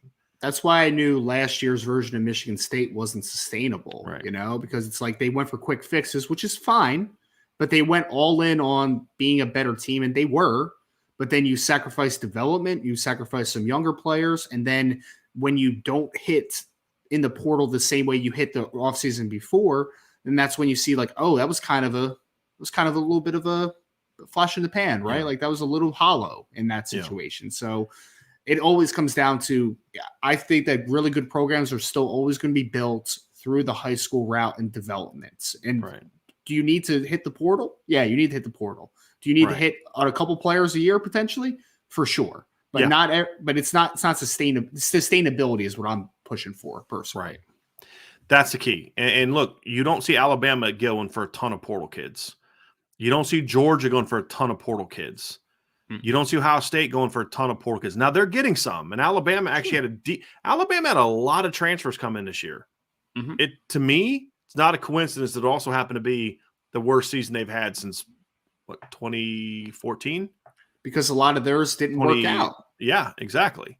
Exactly. Like Jermaine Burton didn't have a great season. Tyler Harrell was injured through most of the year. Eli Ricks wasn't great. The left tackle I think was solid, but like it's not like he was a phenomenal performer. So they didn't hit this offseason. Yep. So I'm just not and again, if you trade USC's quarterback for anybody other than Caleb Williams, they're not where they are. And the only reason USC got him was not because of the portal, but because they hired his coach. Yeah. Right. Otherwise, if Lincoln Riley's still at Oklahoma, Caleb Williams is never going in the transfer portal. So it wasn't like you're going to go find a Caleb Williams in the portal. That kid's not leaving anywhere unless he's following his coach somewhere. So it's just a different situation. And then the only reason they got Mario Williams, same thing. The only reason they got Jordan Addison is because they got Caleb Williams, who followed his coach. That's a rare situation. It just is not a normal thing. It wasn't like the same coaching staff decided we're going to go out and get 18 free agents just because. No, it's you hired a new coach and they were able to strike that, while it's hot. I'm sitting there like losing the expression. I want to, strike while the iron's hot is what I meant to say. Yes. And took advantage of it. And great job by Lincoln Riley. Right. Yep. But there's not a Caleb Williams in the portal this year, folks. There's not. So you're not going to, so there's not a quarterback that's going to pick Notre Dame, for example, or anywhere else, and all of a sudden every big-time receiver that's in the portal wants to jump in and go to that school to play with Cade McNamara or Hudson Card or Tyler Van Dyke or Devin Leary, whoever else is being rumored as a potential quarterback transfer for Notre Dame. It's just a different universe. Caleb Williams was it's like when people say, well, freshman quarterbacks should all be like Trevor Lawrence. Why? Trevor Lawrence was an anomaly. Mm-hmm. He was a generational kid. Think about some of the great quarterbacks that have over the last 20 years. Michael Vick didn't play 30 years. Michael Vick didn't play as a freshman. Jameis Winston didn't play as a freshman. Johnny Manziel didn't play as a freshman. Cam Newton didn't play as a freshman. Tim Tebow was Tyler Buckner as a freshman, basically. Mm-hmm. You know what I mean? Like, that's a rare thing. So when a kid isn't great as a freshman, you don't, he stinks, right? Like Caleb Williams is an anomaly in the portal. Most portal QBs that break out are going to be like Joe Burrow. Mm-hmm. Not a guy you thought was going to be great and he just happens to blow up. Or a kid that gets beat out like a Jalen Hurts situation. Mm-hmm. Caleb Williams is not going to be your typical portal quarterback. That guy's not on the board this year. And that's just, that just is the reality of it. And the only reason they got some of the other portal kids they had is because of NIL. And that's just not the direction Notre Dame's going to go. And I'm okay with that because that just isn't going to work at Notre Dame. It's just not going to work at Notre Dame. Okay. Next one from Robert Bishop. I was wondering, as a coach, how would you handle the loaded and crowded running back room next year with trying to keep everyone happy? I think it's kind of similar to this year, Ryan, in that except I don't have a problem with Chris Tyree's running game usage from a volume standpoint per se, as it was what they ran him on, right? Which is all duo and not as much inside zone, counter, outside zone. I would say the biggest way to first of all, Ryan, you're not going to keep all the running backs happy next year. You're not. You can't keep 6 running backs happy. You've got to hope that you were honest with kids and they understand your time will come. These 2 kids are leaving after this year. Your time will come. The other part of it, Ryan, is the passing game and the return game are the 2 best ways to get those kids to football. Mm-hmm. Mm-hmm. If Jeremiah Love is not able to crack the top 3 or 4 next year, or if Jadarian Price is not in the top 3 or 4 next year, assuming everyone comes back hypothetically, then one of those cats needs to be your punt returner and one of those cats needs to be your kick returner. Mm-hmm. And you got to find ways to get them the football. And when as soon as you get a big lead, get those kids touches. That's how you keep them happy. There's no way to get more than 3 guys happy really in a regular running back rotation, because then you're spreading them so thin that nobody gets into a rhythm. And then that hurts you because you can overuse your depth chart as well at running back, Ryan, in my opinion. What are your thoughts? Brian, how many times have we heard this season, just move Chris Tyree to slot receiver? And we're just kind of like, it doesn't really fit that. But you know who else, who could fit that a little bit is Jeremiah Love. Bingo. He could do some of that stuff, right? But I think Price could do some of that stuff. Price, exactly. But I think for me, look, you're never going to make everyone happy. You're not. When Alabama was at their peak and recruiting at the level that they had been for so many years and winning national championships, you don't think that there were some younger players on those teams that were frustrated because they weren't playing a ton, but they were winning. So they understood it, right? And I think that, you remember Reuben Foster was one of the best linebackers I saw in college football in like a 2-year span. He didn't get on the field on defense until he was a junior in college, right? Because he understands that there's some really good players in front of me. There's talent here, and we're winning football games. If you do those things, you're going to make people happy. Winning ultimately makes players happy. So I think that for me, Brian Robinson's a great example from last year. Yes, at running back. Sat the bench for 4. He was a borderline rotation player for 4 years. And now he's a starting running back in the NFL. But he bought into the team philosophy. That's the other thing, too, is you got to be – here's the big thing, right? You got to be careful who you recruit. Mm-hmm. That's a big part of this, too. You got to be careful who you recruit and then how you recruit them. If you're promising kids you're going to play as a freshman, you're going to do this, you're going to do that, you better play them or they're going to leave. But if you're selling kids on something bigger than just come in right away, play and all that kind of stuff, and that's what Notre Dame has done a pretty good job with over the years. I think this staff is doing a pretty good job of that too, is you know why Josh Burnham's a top 100 recruit and not in the transfer portal right now? Because he wasn't promised playing time as a freshman. He was promised an opportunity over the course of a period to develop into something. And that's why he's not gone. That's why Tyson Ford's not in the portal right now. I mean, like those kids understood, yeah, I may play as a freshman, but it was something you sold me on something bigger than that. You know what I mean? And that's why you got to be careful about how you recruit kids and then who. Because if you're just recruiting a kid who's I just want to come in and play and the NFL is all I care about, that may not be the kid that you want to go to unless you're going to back up the promise you made and he's going to play as a freshman. And I think that these kids are really smart too, right? So if Notre Dame is promising every player a substantial role as a freshman, that's going to backfire on them. But I think what Notre Dame does, like you said, it's more like a long-term scope. And it's also, I know that a lot of kids are promised you're going to have a chance to compete, right? And as long as Notre Dame keeps their side of the bar, keeps that side of the bargain, lets them compete. But these kids are smart enough to know, like, hey, I'm really good, but that dude that's playing is older and also a very good player, right? Like, I think that just being honest in those situations is a big thing as well, to your point, Brian. Like, I think as long as you're honest and you give them an opportunity, then most kids will understand and will be ready for if there is some disappointment with not being able to play as much as a freshman or a sophomore, etc. Let's get to another question here from Irishman7114. Remember, guys and gals, every time a person hits the like button, subscribes, and hits the notification bell, Georgia scores on Brian Kelly and LSU. I love that, by the way. But we do appreciate anytime you guys hit the like. The reason we talk about that stuff, obviously, if you like the show, we like the feedback that you like the show. Number two, the more engagement a show has with likes and shares and things like that, the more it helps with the algorithms, which means it gets in front of more people, so you're helping us out. You're doing us a solid. And then, of course, the subscription and the notification thing, that's more for you because then that allows you to know when we're doing shows. But we do certainly appreciate it.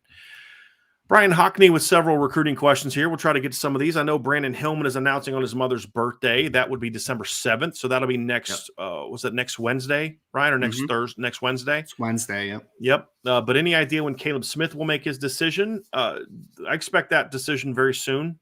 I don't think this is going to drag out very much longer. He's going to make his decision, I imagine, known very, very soon. Yeah. That's all we can say about that. And any more info on 2024 defensive tackle Justin Scott from Chicago? I mean, look, he's a 5-star big-time recruit who a lot of big-time schools are getting after, and Notre Dame was late getting on him. They're in it, but it's going to be a tough sled. And I think that's a recruitment that from the outset, Al Washington didn't do a good job with. And 100%. They're going to have to overcome it. And that's, I mean, we've said that multiple times. If there's anything new, I promise you, Brian will tell you. So it's another reason to be on the message boards. And I think Brian is actually, but there's not a lot new on that one. 2024 D-line recruiting is probably my biggest area of concern right now. Yeah, it's a little weird right now, man. It's a little weird. Yeah, absolutely. Brian, at least you got Brandon Davis Swain and Owen Wafel early, I guess. I know, right? Yeah. But the problem is those guys play positions you've also already recruited well. Yeah. You know, big end's going to be awesome over the next couple of years. Oh, yeah. You get some Vipers. Big end 3 technique's going to be pretty flipping good the next few years. No doubt about that. Pat Kowalewski says, looking into next season, I'm not too confident about the D-line. Would prefer to hit the portal to fill a need somewhere. Lack of rotation coming off the edge. I'll say this, Pat. I'm not as concerned about this, and we hear this. We've heard this for years. Every time Notre Dame loses a bit, we heard it when they lost Aquara and Kareem. Oh, the DNs aren't going to be as good. And then, of course, Dalen Hayes and Adi Ogundeji step up, and they're playing great. Oh, how are they going to be after those guys go to the NFL? And then all of a sudden, Isaiah Foskey breaks out. Notre Dame has talent on the D-line. And when you have the veteran players they had this year, your young bucks aren't going to get as much playing time. And the guy that they're probably most excited about is a converted linebacker in Josh Burnham. Now, is it a given that those guys will step into big time roles next year? No, because one of the differences is a lot of the guys that stepped into rotation spots or starting roles and breakout roles were rotation guys the year before. Josh didn't play a whole ton, but there's a lot of talent there. I mean, there's a lot of young talent there. Tyson Ford's a kid that with another year in the weight room. Aiden Gobira, Alexander Ahrensberger, guys that were in the rotation didn't play a ton. Gabriel Rubio started to come along. I actually think, and I'm in the minority here, I think. I would actually be more focused on, unless I can get a dude at Viper, like a dude or a dude at big end, I'm not as concerned about defensive end as I am inside. I think there's a greater need for depth inside. because you've got Aiden Kaneana coming off the knee injury. I don't know what he's ever going to be. You've got Howard Cross coming back. He'll be a fifth-year guy next year. You got Gabriel Rubio. You got Jason Onye. Maybe you can move Riley Mills back inside. I just don't think Riley's as good inside as an every down guy. But even then, if you do move him back inside, Tyson Ford, you're talking about 5 guys, and you don't have a lot of beef. Mm-hmm. Like, I would look for – I think interior is for me, a bigger need from a rotation standpoint than edge. That's just me. I think there's plenty of options on the edge where some kids are going to break out. So I that's just what good programs do is, you lose talented players and then you replace them with some young talented player that's got to develop the game, but the talent is there. And then your strengths are at different places than maybe they were. That's part of a football team reloading, in my opinion. I think that Viper especially is going to be an interesting spot next year, Brian. And I'm kind of curious to see what it looks like. I mean, you just mentioned Aiden Gabira, Joshua Burnham. If they're able to, just kind of get somebody else in that rotation, I mean, that could be a really good position for them if those guys take a step forward. I know you're depending on a lot of unproven guys, but they're exciting football players. They're exciting talents. And again, it's always more about development of the talent you already have in the room for me. Would I look in some Vipers that are around in the transfer portal? Of course I would. There's a couple guys I've talked to Brian about that are kind of in the portal right now. But for me, it's there's not a lack of talent in the room, to your point, right? Like there's still a lot of guys to be really excited about. I'm very excited to see what Joshua Burnham looks like next year after a full year at Viper, continuing to fill out. I still think there's a lot of excitement around that group. Yeah, no doubt. It's just not going to be. There's not going to be an Isaiah Foskey in the group next year, right? It's going to look different, but that doesn't mean that we know of. That's the thing. Is like I'm not projecting. We're not projecting Josh Burnham's going to be Isaiah Foskey next year. We're simply saying of the kids they have, they're going to be able to put a rotation together that's going to be able to give them pretty good production. It may just not come from one guy. Now, maybe Josh Burnham does become that guy. Maybe Aiden Gobire has that big off season. That happens. Sure. We're just not predicting that. But there's going to be plenty of talent, plenty of bodies to go there. And then now your strengths become different places. Your big end becomes your strength on the defensive line. Hopefully your corners step up and are really strong. Maybe your safeties get better. That's part of the evolution of a football team. Yep. Is when you're young, other parts of your team have to step up or you lose guys and like next year they won't have Michael Mayer to rely on. Okay. Mm-hmm. Does that mean the offense isn't going to be as good? No, it just means other positions are going to have to be stronger. It's not, Eli Raridan or Holden Stace or whoever's going to step into Michael Mayer's number one role. It's that, you're going to have to committee approach next year at tight end, but now the receivers are better. The running backs get more production. That's how football teams work.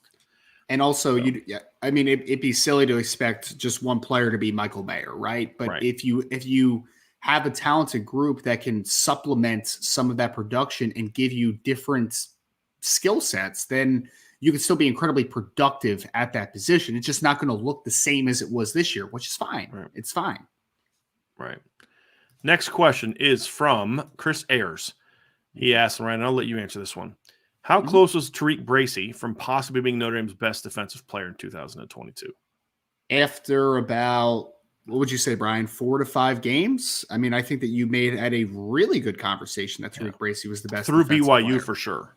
Yeah. So, I mean, he was playing at an all-time level, Chris. I mean, you talk about what he was doing against Jackson Smith and Jigba before he got hurt, what he was doing against guys like Josh Downs this year. I mean, Tariq Bracy had a really, really good last year, really good final year, especially early to mid before kind of injury settled in a little bit, right? And he was kind of banged up, like in the Syracuse game, for instance. But I thought he had a tremendous season. He was a very valuable member of your team. I think ultimately when you're at the onset of the season, it's like, okay, Isaiah Foskey still finished with 11 sacks, right? And Benjamin Morrison was freshman All-American, 5 interceptions. There's just some guys that I think through the entirety of the season kind of finished a little stronger.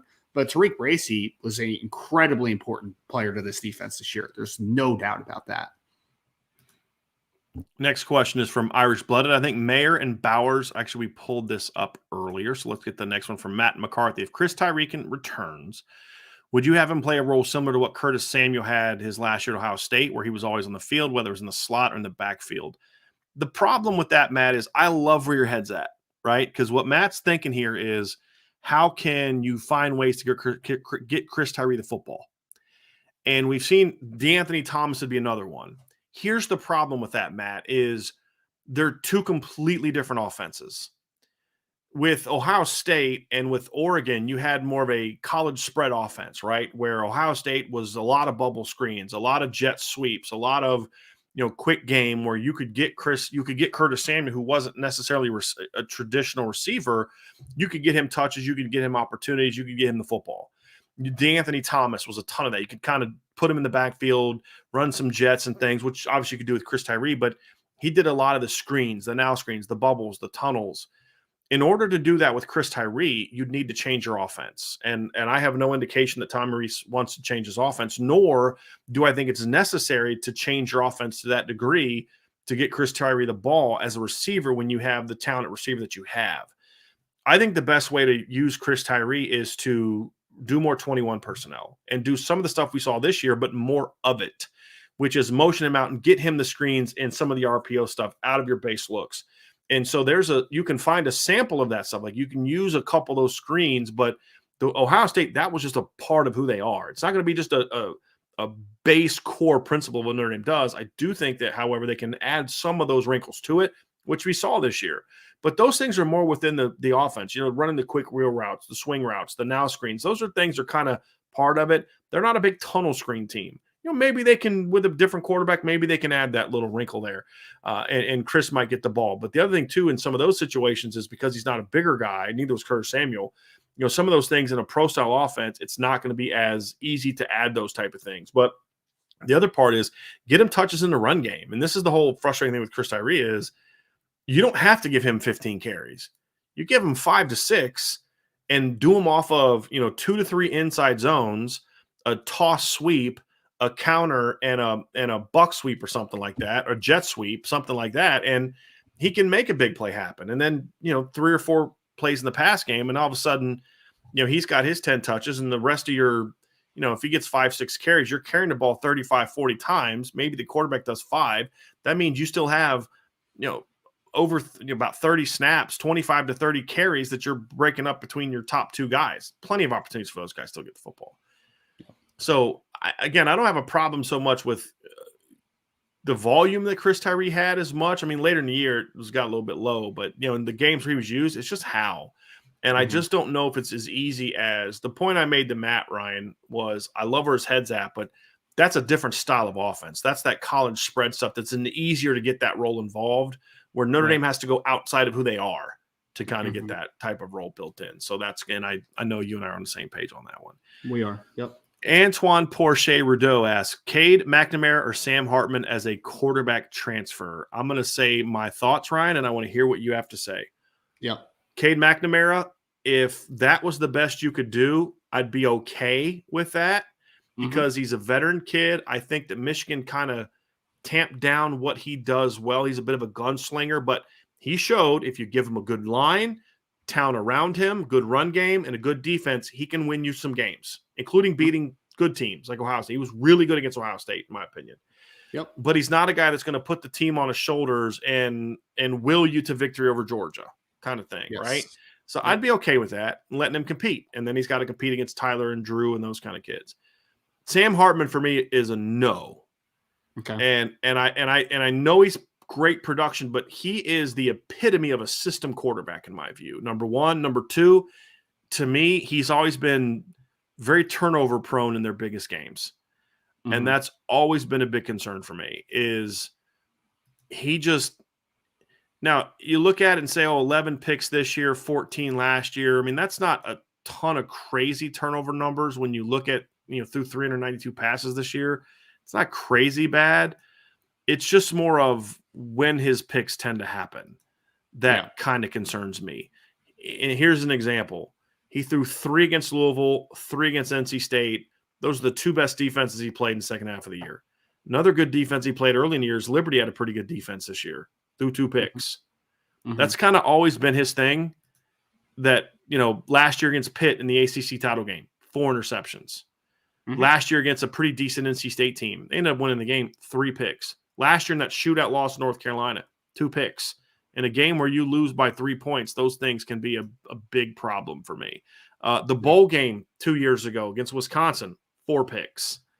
I just look at those things, Ryan, and he's just always kind of been that guy. And that Mm-hmm. concerns me a little bit. And I think that his production says more about the system than it does about him being an impact quarterback. And I don't think he fits Notre Dame's offense at all. So he would be a hard pass for me. Mm-hmm. Thoughts on those two kids? We see the McNamara thing very, very closely, right? We talked about this yesterday as well, I think just on the phone. But if Cade was the best you could do, and that was just the option, okay, I guess. But for me, if there was a couple options that were on the board that were just more talented than Cade and maybe just better football players, and you settled for Cade because the familiarity with him, then that's where I would have like a big, are you kidding me type of moment, right? Like I would be very disappointed if he was picked over several other good options, right? Cade is not a bad football player though. He's not. Right. Sam Hartman, we also agree, but for slightly different reasons. It would be a no for me because I feel like there's been some instances in recent years, and some of them are because of lack of talent, and some of it are because of lack of taking chances, that there is some limitations to your quarterback play in recent years. And you're talking about Notre Dame? Yes, talking about Notre Dame. I wasn't sure about him or Sam Hartman. No, to push the ball down the field, to create some explosive plays. And some of that is physically driven, and some of that was like with Ian Book, it was, just wouldn't pull the trigger sometimes, right? He just wouldn't trust what he was seeing. And I think Sam Hartman is a no for me because I watched the kid play, and that's just not a very good arm, like not much arm strength, can't really push the ball down the field much. I mean, he's winning outside a ton at Wake Forest because he's got some good dudes outside, the A.T. Perrys of the world. But I just don't think that he brings anything to the offense that isn't already there, which it makes me a little uncomfortable on top of the turnovers. So, yes, Sam Hartman would be a no for me as well. He would be. Now, if I was running let's just say Cade Klubnik wasn't at Clemson. He didn't sign, and DJ was leaving, and Clemson needed a quarterback. Would I look at Sam Hartman if I was Clemson? Heck yeah. He fits your system better than he would there. Do I think that makes them a title contender? No, I don't. Again, I think he's a very system-driven guy. And I know the numbers are great, but you got to look at, is it system-driven or his talent-driven? Like Drake May's numbers this year are part system driven, but also part that kid just makes plays that you're just like, that dude's a tremendous talent. Yeah. And if anything, I think at times the system held Drake May back by exposing him to hits and not giving him the time that he needed, because in a lot of the RPO stuff, North Carolina runs a lot of downfield RPOs. Well, you're not protecting the quarterback on those throws. And so, but with Sam Hartman, I think his production is a byproduct of the system. And he's a great kid, and the production he's had that year, there, he's been really great for Wake Forest. If he's got another year of eligibility left, I hope he stays. I really hope he stays. I hate, like, unless they don't want him. Like, if they're ready to move on, they got some other kid, fine. But like, you've invested 5 years into this. If you have another year of college football left, why would you go to Florida? Like, that was the rumor I saw yesterday. Him going, why? What are you going to do at Florida that you're not going to do at Wake Forest? Like the NFL, like, oh wow, he played at Florida this year, not Wake Forest. Let's take him now. No, like it doesn't make sense. Doesn't make his arm stronger or him any bigger, right? Like, right. It's not. Yeah. Right. Exactly. Right. And bro, if you had problems turning the ball over in the ACC, like I think the ACC's not getting enough respect as a conference, but it's not because of the great defenses they have. That's for darn sure. And if you're turning the ball over like that in the ACC, partner. You go to the SEC, it's going to be a problem. Here's a fun hypothetical, Ryan, and I'll ask this of you as well, because I think I know your answer. But Ian Johnson said, Brian, you're offered $1.2 million a year to be the quarterback's coach and OC at Notre Dame, but it's mandatory that you run some variant of the triple option as your base. Do you take it? Okay, in this fun hypothetical, if I was still in coaching and offered that, yes, I would take that, because here's the thing. I would game the system, because you said some variant of the triple option. I would be running read zone with triple built in, the way that Notre Dame ran with Brandon Wimbush. And it would be some variant of it, abso-freaking-lutely. I have a run, a pass, or a quarterback keep, triple option every play. It's called an RPO. So yes, I would build in that version of the RPO so you could get away with being triple option, and I'd still be able to run my offense. So yes, if I was still in coaching and I was working on a trajectory to be at a place like Notre Dame, yes, I would take that job, and I would, if that's as simple as you're going to make it, Ryan, some variant of it. RPOs in many instances, it's not required, but yes, there are 3 options on almost every RPO in some way, shape, form, or fashion. So yeah, triple option. There you go. What do you think, Ryan? It's also a yes for me, except we're running the veer, baby. Except we're running the veer. That's because Ryan is a defensive guy. So running the veer, keep my defense off the field. And we're doing it. John A1. Going to the offseason, is it a good thing for quarterback development that there won't be an established go-to pass catcher through spring and maybe fall camp? It's interesting. It can be. It's like with anything. It just depends on how the coaching staff uses it, right, John? So, like, if it's a thing where you've got to go into it where you're focusing more on focusing on the scheme, focusing on the reads, not caring so much about the result, but kind of getting the quarterback focused on the process, it can be a good thing. If you're not getting the quarterback mentally right, there's a learning curve from moving on from a Michael Mayer. Like, here's what's not going to probably happen. They're going to come out in the first 5 practices and there's no Michael Mayer, and they are lighting the defense up because he's just, hey, I don't have to throw to Michael Mayer anymore. I can throw it. No, that's not how it works. It's going to be like, I'm looking for Mayer. Oh crap, he's not there anymore. And it's going to be the getting everyone on the same page and the timing. It's going to take some time. The thing in football that takes the longest to get on the same page, in my opinion, is the pass game. Because there's just so many moving parts. It's like when Ryan was talking about last week, why you want a team to throw is because there's so many more bad things that can go wrong in the pass. Well, the reason it takes so long is to getting everything going in the same place so those things aren't happening. Right. And so it's going to take some time. And if you're not smart about it and you're getting real frustrated with your quarterback, it can create a mental issue where then he's going to start panicking a little bit and getting uncomfortable and losing confidence because he doesn't have that security blanket. So it's really just about the mental part of it. But if you handle it correct in that regard, then I think it's a great thing not to necessarily have that. And then, number one, let someone establish themselves as the guy. But that's going to take time. And then during that process, like, let's just say hypothetically, based on the article I wrote yesterday, that this offseason, Tobias Merriweather or Deion Colzie emerge as the guy, the number one dude. By the time that's established, the other guy will have a chance to also prove himself to be pretty good.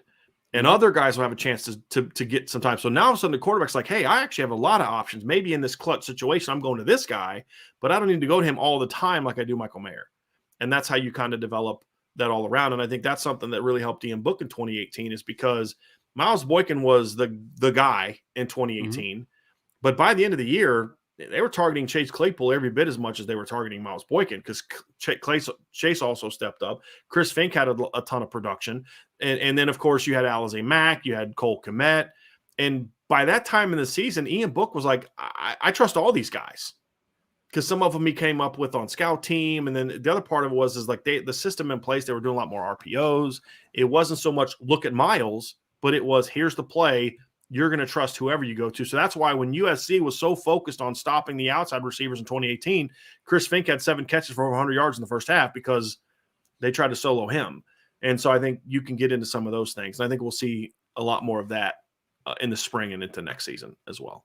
Ryan, anything you'd like to add to that? No, I think it's tremendous. A quarterback just kind of focus on the process to your point, Brian. Like, I think that is a huge bonus, not only just for his quarterback development, because John, I think it's a great question because the ability to go through reads is such an important, and you're just to process things is so important for a quarterback.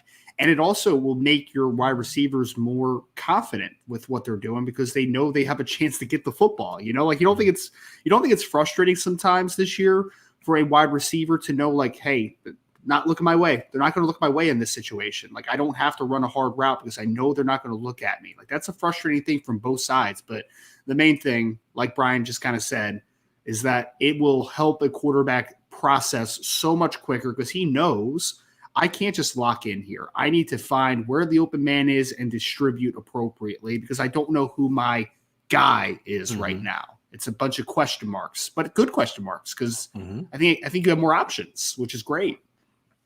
We have a super chat from Dylan Knudsen, my guy. Love me some O-line talk. Who are the two dudes that are going to step up and play for Patterson and Lugg? Do we see a Shrouth, Rocco, or even a young Jagasol stepping up? Well, those are the guys in the conversation along with Andrew Kristofic. Yeah. I think that's another guy that needs to be in this conversation. I think those four probably battle it out.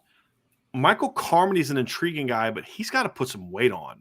He does. Because he looks really skinny, and I don't think you can move people when you're that thin. I don't care how strong you are. But those are, to me, the four. I think Shrouth, Rocco, Jagasol, and Andrew Kristofic are the four that'll be in that conversation. And it's going to be an interesting battle. There's four good players there. Yes. And I think, obviously, I would argue that Kristofic goes into the offseason as sort of in pole position. But I don't think it's a given that he's going to just be handed the job. He's going to have to earn it, just like Josh Lugg had to earn it this year. And let's say he does, the experience and all that kind of pays off and he takes a job. Then you're kind of battling between the young guys and for the other spot. And then, okay, then who do you groom behind Kristofic is the next question. Like, so does the loser of that battle get groomed behind Kristofic? That will be very fascinating. Very fascinating. And do you go with a rotation, which they've done at times? Not often, but they've done at times. If it's really close. That's going to be one of the more fascinating position battles of the spring. And it may not be sexy because it's guards. It's very important to see who steps, because someone's going to win the job. But do they win the job or do they earn the job, right? There's a difference. Winning the job just means of the options, I was the best. That doesn't mean you're going to be good, right? Earning the job means I went out there and balled and took it. There's a difference. Zeke Correll earned the center job last year. He wasn't just by default the best of not very good players. He earned it, which is why they moved Jarrett Patterson to guard. And we'll see if somebody at guard can do that this year, because you're going to need to replace both of those guys, as Garen said. Thoughts, Ryan? That four-man quartet that you just talked about, Brian, is extremely talented, man. I mean, when you think about it, right, it's like Charles Jagasaw of the four that you talked about. I mean, that kid has legitimate potential, right? Like, I think that he has all-American talents. Does he develop into that? Let's see. We'll see what happens. But, I mean, there's a process where he's so good that he's too good to not, to keep off the field as a freshman in some type of role, right? But then, I mean, Billy Shrouth was one of your highest-rated players the year before, was he not? I mean, Billy Shrouth is a really talented player as well. Rocco Spindler was a top 100 recruits, nationally kind of considered, and he might be a odd man out potentially. Like, I think the fact that you have that much talent on the offensive line it gives you so much confidence, because with Harry Heastan and what he's done historically, that he's going to get 5 really talented players on the field. And even if it's not the best 5 to start the season, by the end, he's going to have a really good group out there historically, right? So having guys like Billy Shrouth, Charles Jagasaw, Rocco Spindler, and Andrew Kristofic to work with, I feel very confident with what the guard position will look like next year, because you have a lot of very talented options. Yep. Next one we have from Mike Zimmerman. Thanks, Mike. Hey, guys, great show. Thank you, sir. Again, my question is, I've seen a lot of QBs saying they're entering the portal. Is there a standout to Notre Dame? So, Mike, this is one of the reasons that you need to be on the message board. So we put something up yesterday. Basically, the 4 names that are out there now are Hudson Card, Cade McNamara, Jeff Sims, and who's the fourth? I'm forgetting the fourth. Devin Leary? No, that's in the portal. That's in the portal right now. There was a fourth one, but I'm trying to remember who it was. There were 4 kids that I talked about yesterday: Cade McNamara, Hudson Card. Let me find the quarterback thing on the board from yesterday. That's already on the second page. Well, there must be a lot of interesting conversations going on today there, Ryan. Gee, I wonder what people are talking about. So let me get back to that here real quick. Okay, so quarterback. Here we go. I'm trying to remember who the 4th guy is. Why am I drawing a blank here on the 4th guy? Because I put an intel piece on it yesterday. Oh, no, there's only 3. That's why. Okay. And then there's some other guys that people are going to talk about, but they're not in the portal yet. But basically, Notre Dame's doing their due diligence on all those guys, essentially. I think the 2 realistic options now would be Cade McNamara or Hudson Card, and I would say probably Hudson Card right now at this point in time. It'd be the guy that I would put on top of that conversation. But again, that's not the only guys that are going to be involved in the conversation. But right now, we don't know if Tyler Van Dyke's going to jump in the portal. We don't know if Devin Leary's going to get in the portal. We don't know if Tanner McKee is going to get in the portal. We don't know if there's going to be some surprise quarterback somewhere that jumps in the portal. There's going to be some things happening that are going to cause different things to happen and change. So it's a little too early to be locking in on the dude. I think Hudson Card jumping the portal for me and I feel good about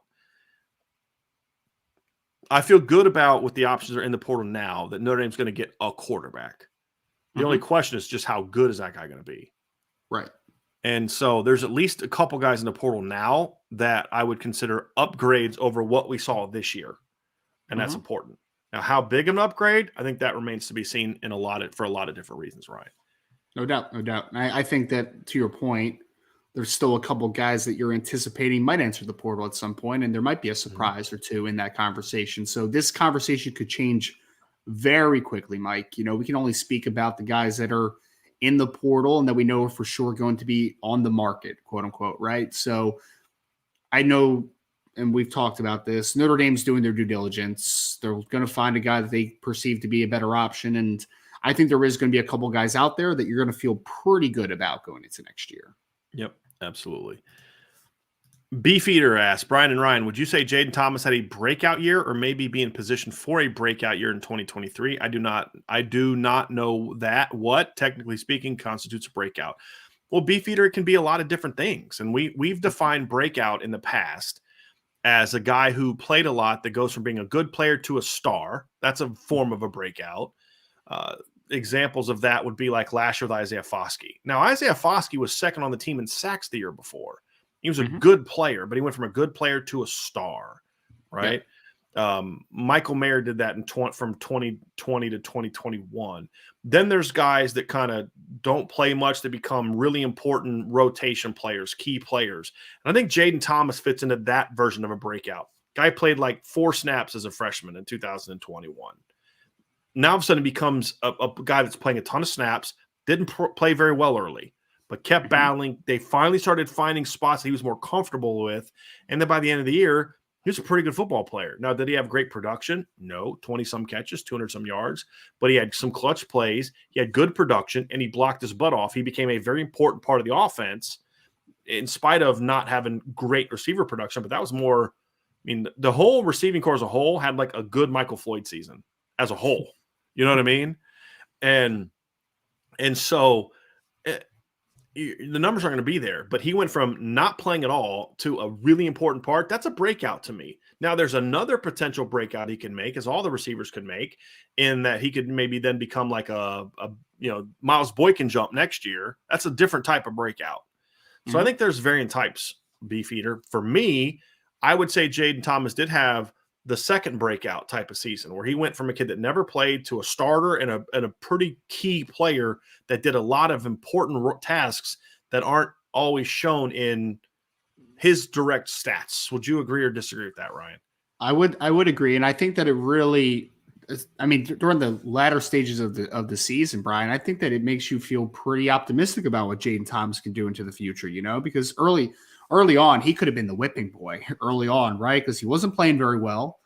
And that was partly because of him, but also partly because the staff wasn't using him very well, in my opinion, right? But I think during the later stages of the season, you started seeing him be used better, started seeing him make some 50-50 catches, started seeing him compete at a higher level as a blocker. So I think that there were some positive signs this year for the wide receivers, especially down the stretch. I think going into next year with Jaden Thomas's improvement during the stretch of the season, Deion Coles's breakout during the end of the season, and then, having Tobias Merriweather come back from injury, I think you start to feel really good about the young receivers on this roster. So I think it does constitute a small breakout. Can there be a bigger level? For sure. But I think that from where Jaden Thomas started the year, injured, getting back, not being incredibly successful and incredibly productive, to a good player by the end of the season, I think that you have to feel real positive about the steps that Jaden Thomas took in the second half of this year. Yep. Next question. Actually, I wanted to go to another one that was along that, actually. So this is one from Antoine Porcher Rideau. Who has the Kevin Austin Jr. Claypool, Boykin, Equanimous St. Brown, Will Fuller breakout year in 2023. I made my prediction yesterday, Ryan, in my Oh, did article. you? What say you? Yeah, in the Yeah. receiver article I posted last Gotcha. night. It says Tobias Merriweather. Gotcha. And here's my I thought, evidence for it. Number Yep. one, most talented kid on the roster, in my opinion. Mhm. Number two, it's not we've seen it before. Golden Tate and Will Fuller both had 6 catches as true freshmen. Next year, over 50. Actually, Fuller had over 70. Golden Tate had 58. They both went over 1,000 yards. Both had double-digit touchdowns. Equanimous St. Brown in 2015 had 1 catch for 8 yards. The next year, he had 59 catches for over 900 yards and 9 touchdowns. And he did it in 12 games because they didn't play in a bowl game. If they'd have played in a bowl game, he goes over 1,000 yards. We've seen this before. When Miles Boykin went from like 10 catches over 3 years to a breakout season. So we've seen this. Chase Claypool had 5 catches as a freshman in 2016, goes out and has over 50 catches for 600 yards in 2017. So we've seen this a lot at Notre Dame, where young guys, I mean, like the Kevin Austin, Miles Boykin examples aren't the same as the Will Fuller other examples because those guys went from freshman to sophomore. So for my example, meaning it being Tobias, it would be that.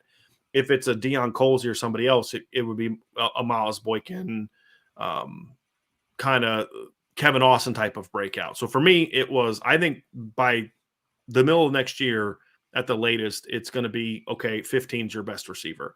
My hope, however, is that instead of saying him be Will Fuller or Michael Floyd, that it's more of him and Deion Colsey being the Chase Claypool, Miles Boykin combination, where they both produce a lot. It tamps down, one guy from having 80 for 1,200, but it's more of 2 guys are really good is my hope that we see.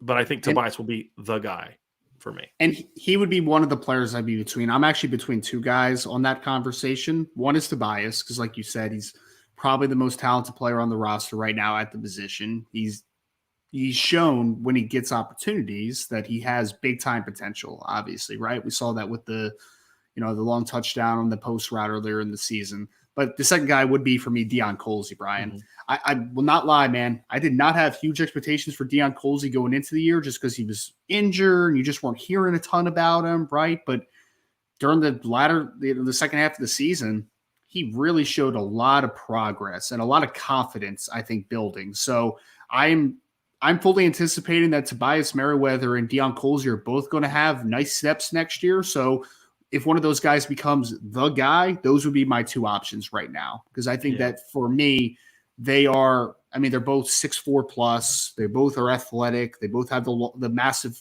wingspans.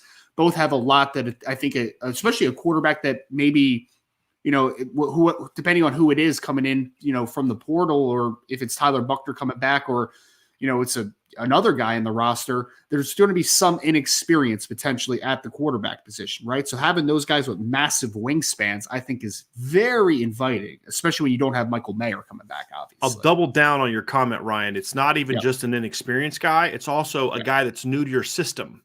Right. And what that means is, and I know you know this, it's if you and I aren't having thrown together for 2-3 years, I'm not always going to be right on target because I haven't been able to gauge your speed and your route running technique and all those kind of things.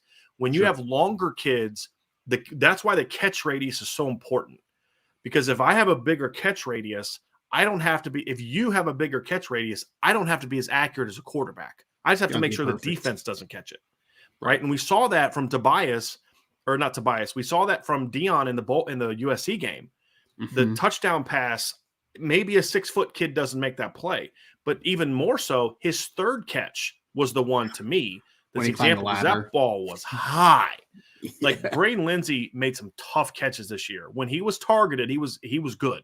When Braden Lindsey got the ball thrown to him this year, for all the people that talk about his catching skills, he had one ball that he dropped this year and it hit him on the face on not a really well thrown go around because Marshall made a great diving catch against Ohio State, phenomenal catch against Navy. Made a really tough catch against USC. That kid had a good year when targeted.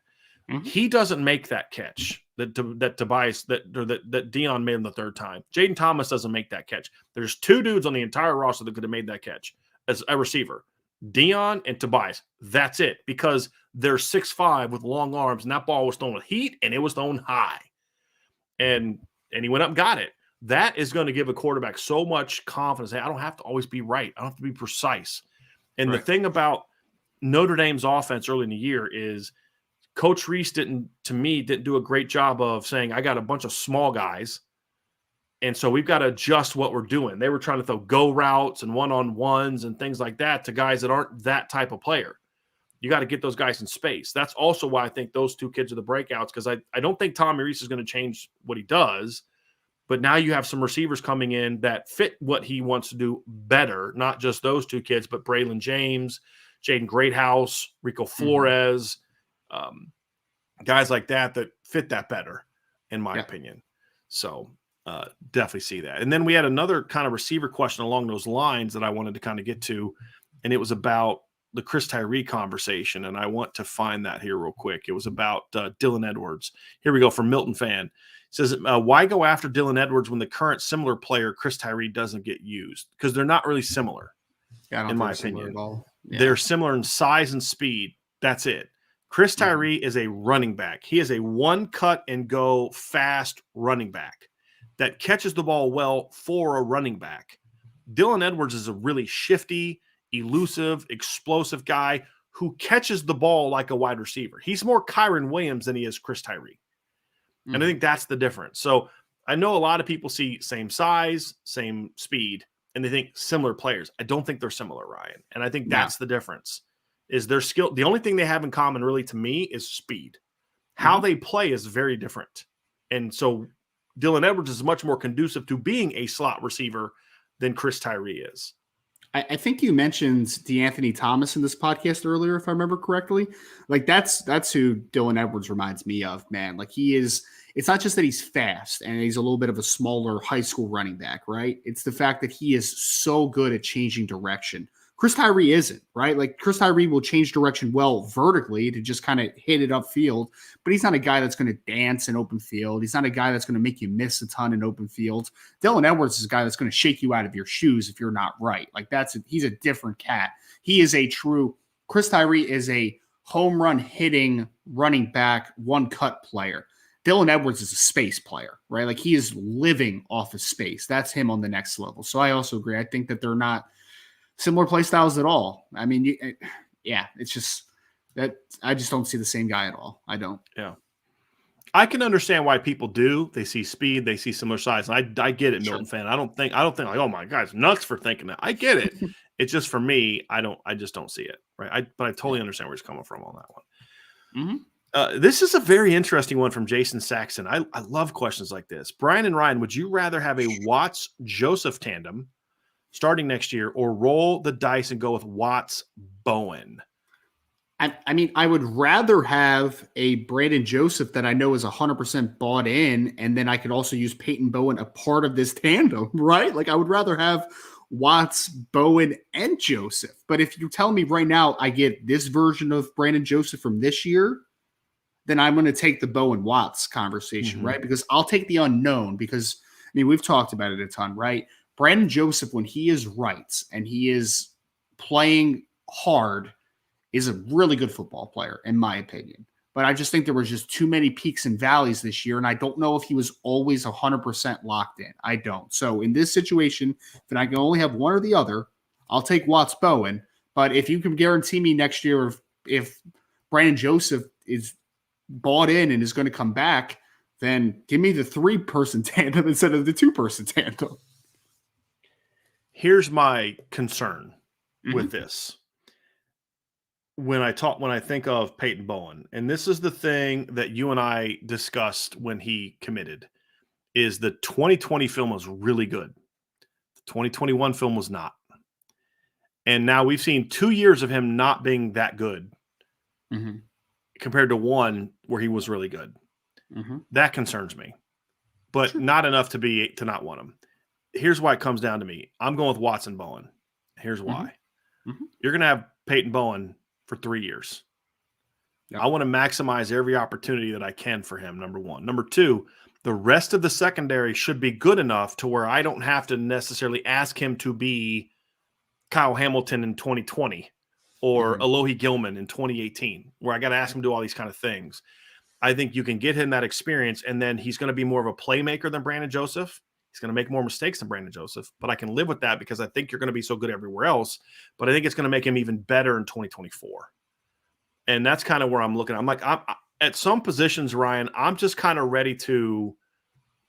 It's time to move on. Mm-hmm. It's ready to kind of get those young guys ready to rock. And I think that Peyton walks into the perfect situation, in my opinion, if Brandon Joseph leaves, in that you're going to have great corners that you can then use to kind of protect your safeties a little bit. You're going to have depth at safety in other spots. You're going to have Ramon Henderson. You're going to have Xavier Watts. You don't have to force him into the starting lineup if he's not ready. But if he is ready, you've got other players that you can still limit the overall volume of snaps. And so I just think he's walking into a great situation, in my opinion. I really do. And I still think the D-line is going to be pretty good next year, especially if they get a transfer up the middle. And so I think it's a perfect situation for him. And then in 2024, he comes back as a second-year starter. And then you've got Benjamin Morrison going into his junior season. You got Jaden Mickey going to his junior season. You got Xavier Watts going into his final season. Now all of a sudden you're like, man, this secondary's got a chance to be special. Micah Bell and Christian Gray and Don Schuler and Ben Minich are all going into their second seasons. I want one of those guys to have a bunch of snaps. Now, you're not saying that Peyton Bowen wouldn't still have a ton of snaps. He'd still be playing as your third safety, and so he'd still get a ton of snaps. He'd be like Kyle Hamilton as a freshman. Right, exactly. I just would rather kind of put him in the starting lineup. That's just me. And just because if I'm going to have a guy make mistakes, I'd rather, like Brandon Joseph, just not an impact guy. I'd rather take a guy that to me is going to be a big-time playmaker that may make some mistakes than a guy who's just steady but doesn't make a ton of plays. And that's just me. But I don't think there's a wrong answer. I really don't. I think it's just personal preference for me. Great questions there, everybody. Coast Malone, does Avery Davis have a medical red shirt, or am I way behind on that one? Technically, Avery Davis could have applied for a seventh season, but he's not going to. Notre Dame's already said that. He's done at Notre Dame. I probably done with playing college football. I think his thing is he's probably go get ready for the NFL or move on to your next part of your career. But he will not be playing in Notre Dame anymore. I just want to make sure we're clear on that. Chris Ayers, Ryan says, who does IB Nation like better as a player, Estimate or Diggs? I don't understand, and I don't think Chris is meaning this. This is more response to a lot what I've seen on Twitter a lot and on the. It's like everybody picks the guy they like best, and they spend their entire time tearing down the other guy. I've seen so many people pick apart Logan Diggs' game because they like Estimate better. And like somebody put up a thing on after the USC game where they put their two stat lines side by side, and like, well, Logan Diggs only did, and I'm like, Estimate had one good carry, and the rest of his numbers were not good. He was like 2 yards a carry the rest of his carries, right? He had that one big play. It's like you're using that because you went in with a preconceived idea, right? I could easily just spin it the previous week and say Logan Diggs had more yards per carry. I mean, why can't we just enjoy that they're both really freaking good? They're both going to play a ton. And if you like one guy better than the other, deal with it, because they're both going to play, which means they're both going to be fresh in November every year because one guy's not getting 20-plus carries a game. They're both going to stay. They're both going to be happy. Some weeks one guy's going to be hot, and you ride it. The next week, the other guy's going to be hot, and you ride it. And I think the staff actually did a really good job of that this year, of riding the hot hand, even at times when it was Chris Tyree. Like, hey, this guy's like Estimate had a couple really big runs against North Carolina. But early on, Diggs was really ripping him up in the pass game and run game. And then late in the game, they rode Estimate to grind it out. Now, I know he fumbled at the end, but I'm not banging him for that. I mean, he's got to do better. But leading up to that, I understood why they rode him late. You got Logan early, you put him away with Audric, or vice versa.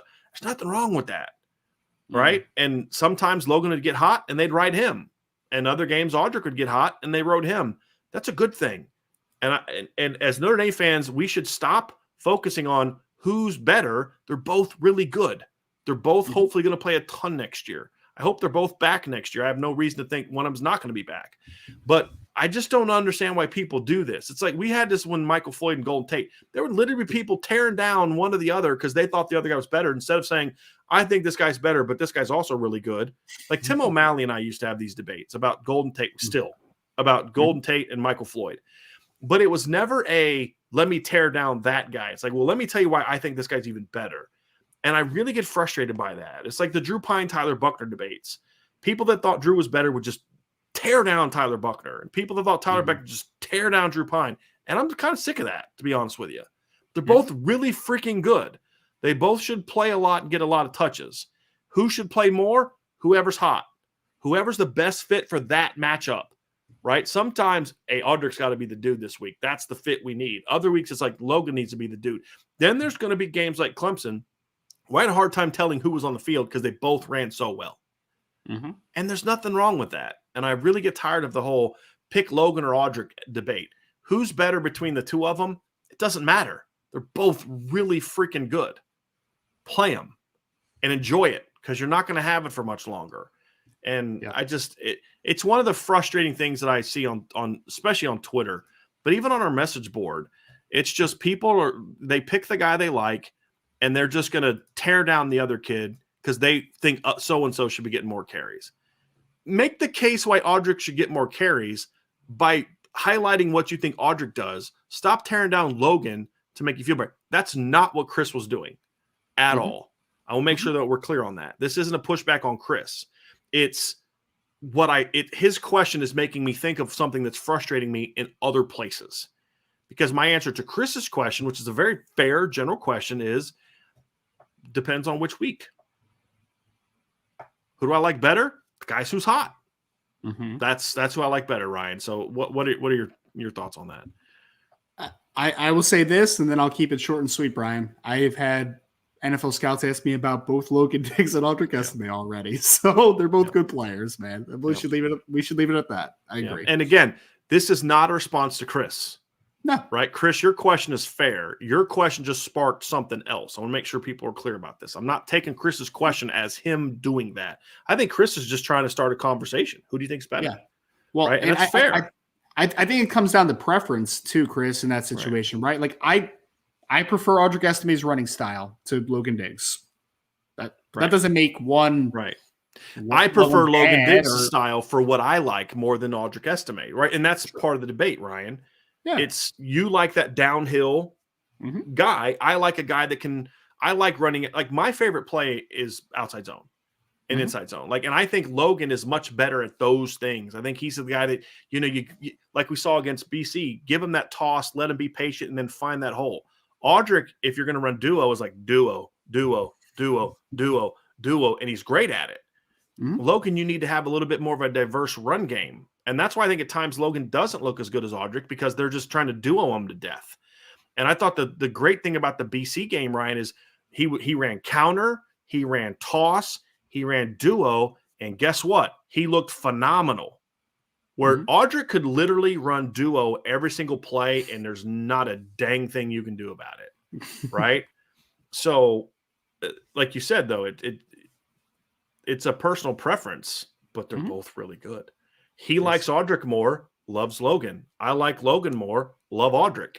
Love Jadarian. Can't wait to see the freshman. I'm excited what Dylan McCullough is building and what Lance Taylor started, to be honest with you. I think it's going to be a great backfield. And I hope they all have success. And it's, the thing for me is moving forward, one of those two guys is going to have to step up and be better in pass pro. They both were very inconsistent in pass pro. They need one of those guys to step up. And if I'm Dylan McCullough, I'm sitting down and having a long talk with Jadarian Price and say, hey man, here's what I need you to do. Reality is these two kids are going to get a ton of our first and second down snaps. You're going to get your series, but you're going to get it. I need you to spend all offseason taking pass pro real super seriously and make Jadarian Price your third down back. Because with Jadarian, if he can be a good pass pro guy, he also gives you a lot of weapons in the pass game where one snap he's giving you good pass pro, but in as part of your speed package or your third down package, but then also you can then go empty and he's a legit weapon in the pass game. I could see that being a way to find an extra role for one of those young guys as well. Maybe it's Jeremiah Love that does that. Who knows?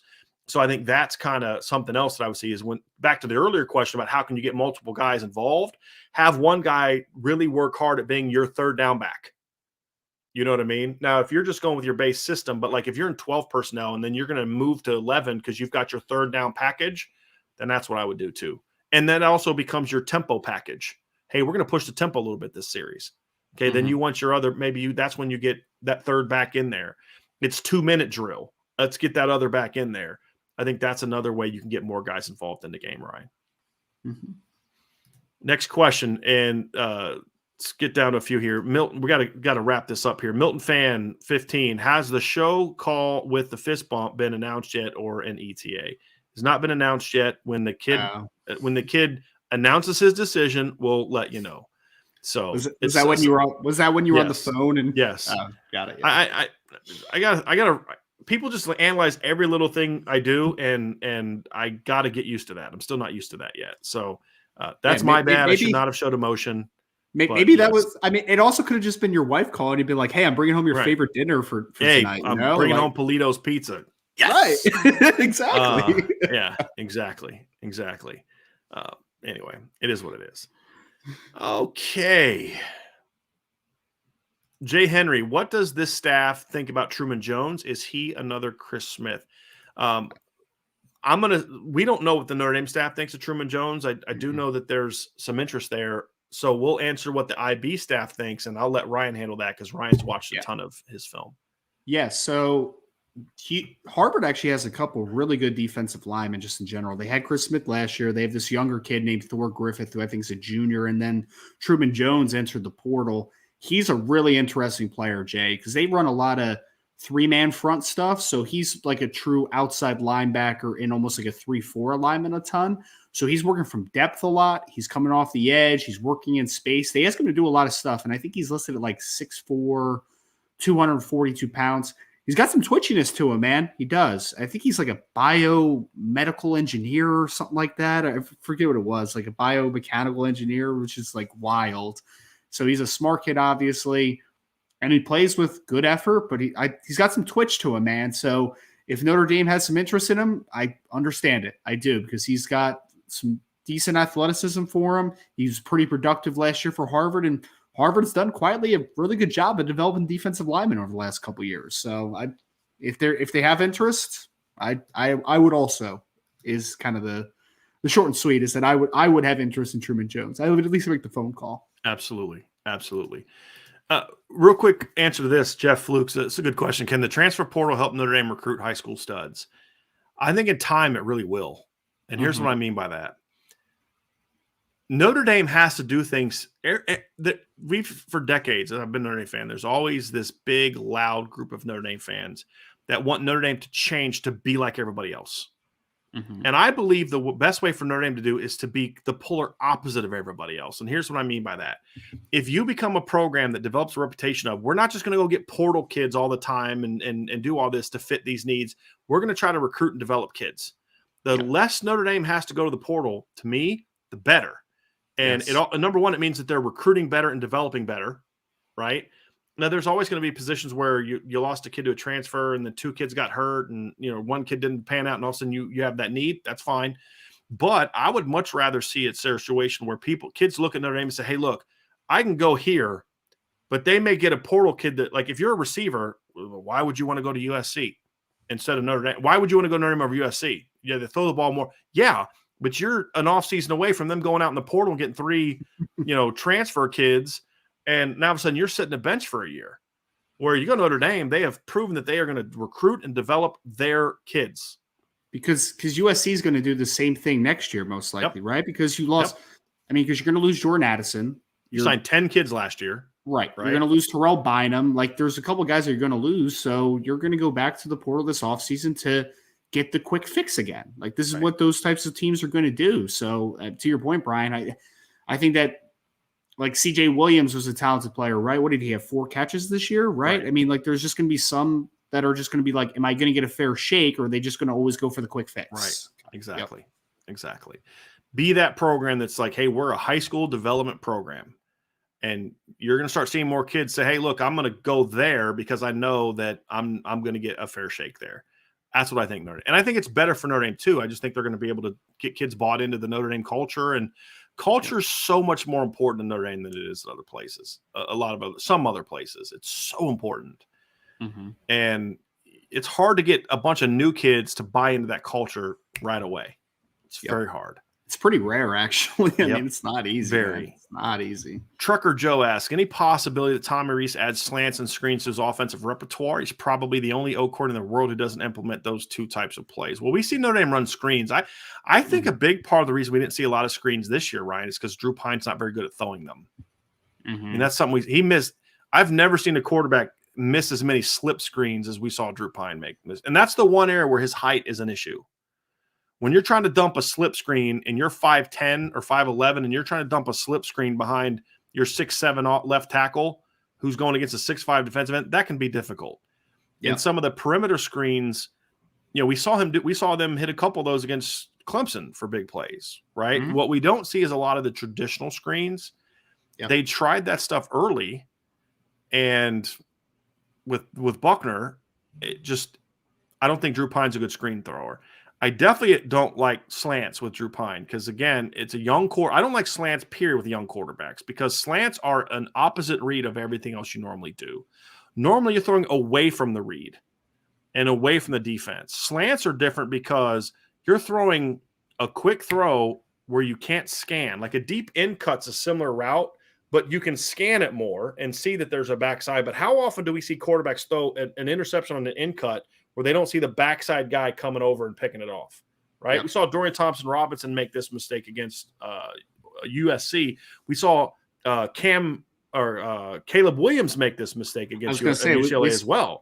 We saw him not seeing an underneath defender. Yeah, and exactly. That's even harder on a slant because you're just reading that one flat and you're throwing it. I mean, it is catch and throw. Mm-hmm. And so that's why some coaches are going to the glance over the slant because the glance is a little bit of there's a little bit more versatility to it. It may extend a little bit more. It may go a little bit deeper, but it tends to hit later than a slant does. Mm-hmm. So it gives the quarterback, and it's off of RPOs, which means there's one read and you're getting the run action to keep everything in. But like I used to run a ton of slants when I was pass game coordinator, a lot of slants, a lot of slant snaps because of the type of defenses we played. Those things aren't quite as good anymore, especially with a young quarterback. Now, there are a lot of things you can do. If you're an RPO team, you'll see teams hit slants, but those are because they're built into that package, and they've got a different type of quarterback. I just don't think Drew Pine is a guy that I want throwing a ton of slants. And screens. That's the thing for me. Now, will we see them more next year? Trucker Joe, I think let's see how the offense develops next year a little bit. Because I think last year I don't think you had a ton of screen players, right? But you did. I mean, Kyron had and Chris Tyree both had success on screens the last 2 years, right? The slip screens. Kevin Austin wasn't really a screen guy. Braden Lindsey was not healthy a ton. I don't think they had a ton of screen guys, in my opinion. 2020, who you running a screen to? Javon McKinley, Ben Skoranek? You know what I mean? So I think it's been more about personnel than anything for the screens. Slants, I think it's just because there's a lot of coaches I know that don't like calling slants because you see so many mistakes on slants. Here's the other, because slant is, I would argue, that's a great route. I called it a ton, Ryan. It was one of my favorite quick game route concepts. You have slant bubble, slant snap, all types of different ways to run slants back. This is back in the day. Here's the dangers with slant, though. Not only just what I read, but slants are one of the few routes where if you miss a receiver, there's a guy right behind him. Right. Just the nature of the type of the route that it is. There's just so much that can go wrong on a slant. And, it's coming into the defense. If it gets batted, there's just so many different things go wrong with a slant. And if you have a quarterback that's not comfortable throwing on time and on rhythm, it's not a route you're going to want to run. So that's why you never heard me with Jack Cohn last year, I wanted to see more slants. And they started throwing them later in the year when they started running a little bit more RPOs. But he's a rhythm-based thrower. Exactly. Right. And Kevin Austin's the kind of guy you want to kind of catch one of those type of routes, This year, you didn't hear me calling for it because I just didn't think it fit what they needed. The perimeter screens, yes, we advocated for it, no doubt. They should have run more of those. But I think it just came down to a lack of confidence that the quarterback being able to make those throws, to be honest with you. Well, and there's a few guys in the 2023 class that are definitely going to run some screens too, right? Well, that's a great point, Ryan, because do you recruit Dylan Edwards and Jaden Lamar and Jeremiah Love and Caleb Smith, who they're trying to land? I have an article about him on the front page at Irish Breakdown as well. If you don't want to throw quick game and screens, I don't think Certainly you hope do. not. I Certainly don't hope think you do. not. Yeah. I don't think you do that. Greg McDonald asked, and that's a great question, Trucker Joe. Greg McDonald asked, Brian and Ryan, who do you see stepping in for Foskey next year? Thanks, and keep up the great work. Go Irish. Thank you, Greg, very, very much. I think I mentioned I think it's going to be a group effort, Greg. I think that for me, the Viper position, is there going to be a grad transfer that's thrown into the mix? Is there another guy that we're not talking about as much that takes a step forward? It's always possible, but I think the two guys for me are Joshua Burnham and Aiden Gabira. Like, I think that you need substantial reps from those guys next year. I think they need to take a step forward. They bring a lot of the twitch and explosiveness that you need from the Viper position. So I don't think it's a single guy. I think it's a group effort. And I think that the two freshmen turning sophomores next year are going to have to take a big step forward. So give me Burnham and Gobira as kind of a tandem to take Jordan Patelho away some of that. Yeah, Jordan Patelho could be in that conversation as well.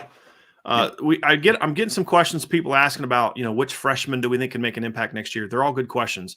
The only reason I want us to hold off on that is because we're going to talk a lot about that. Signing day is 21 days away.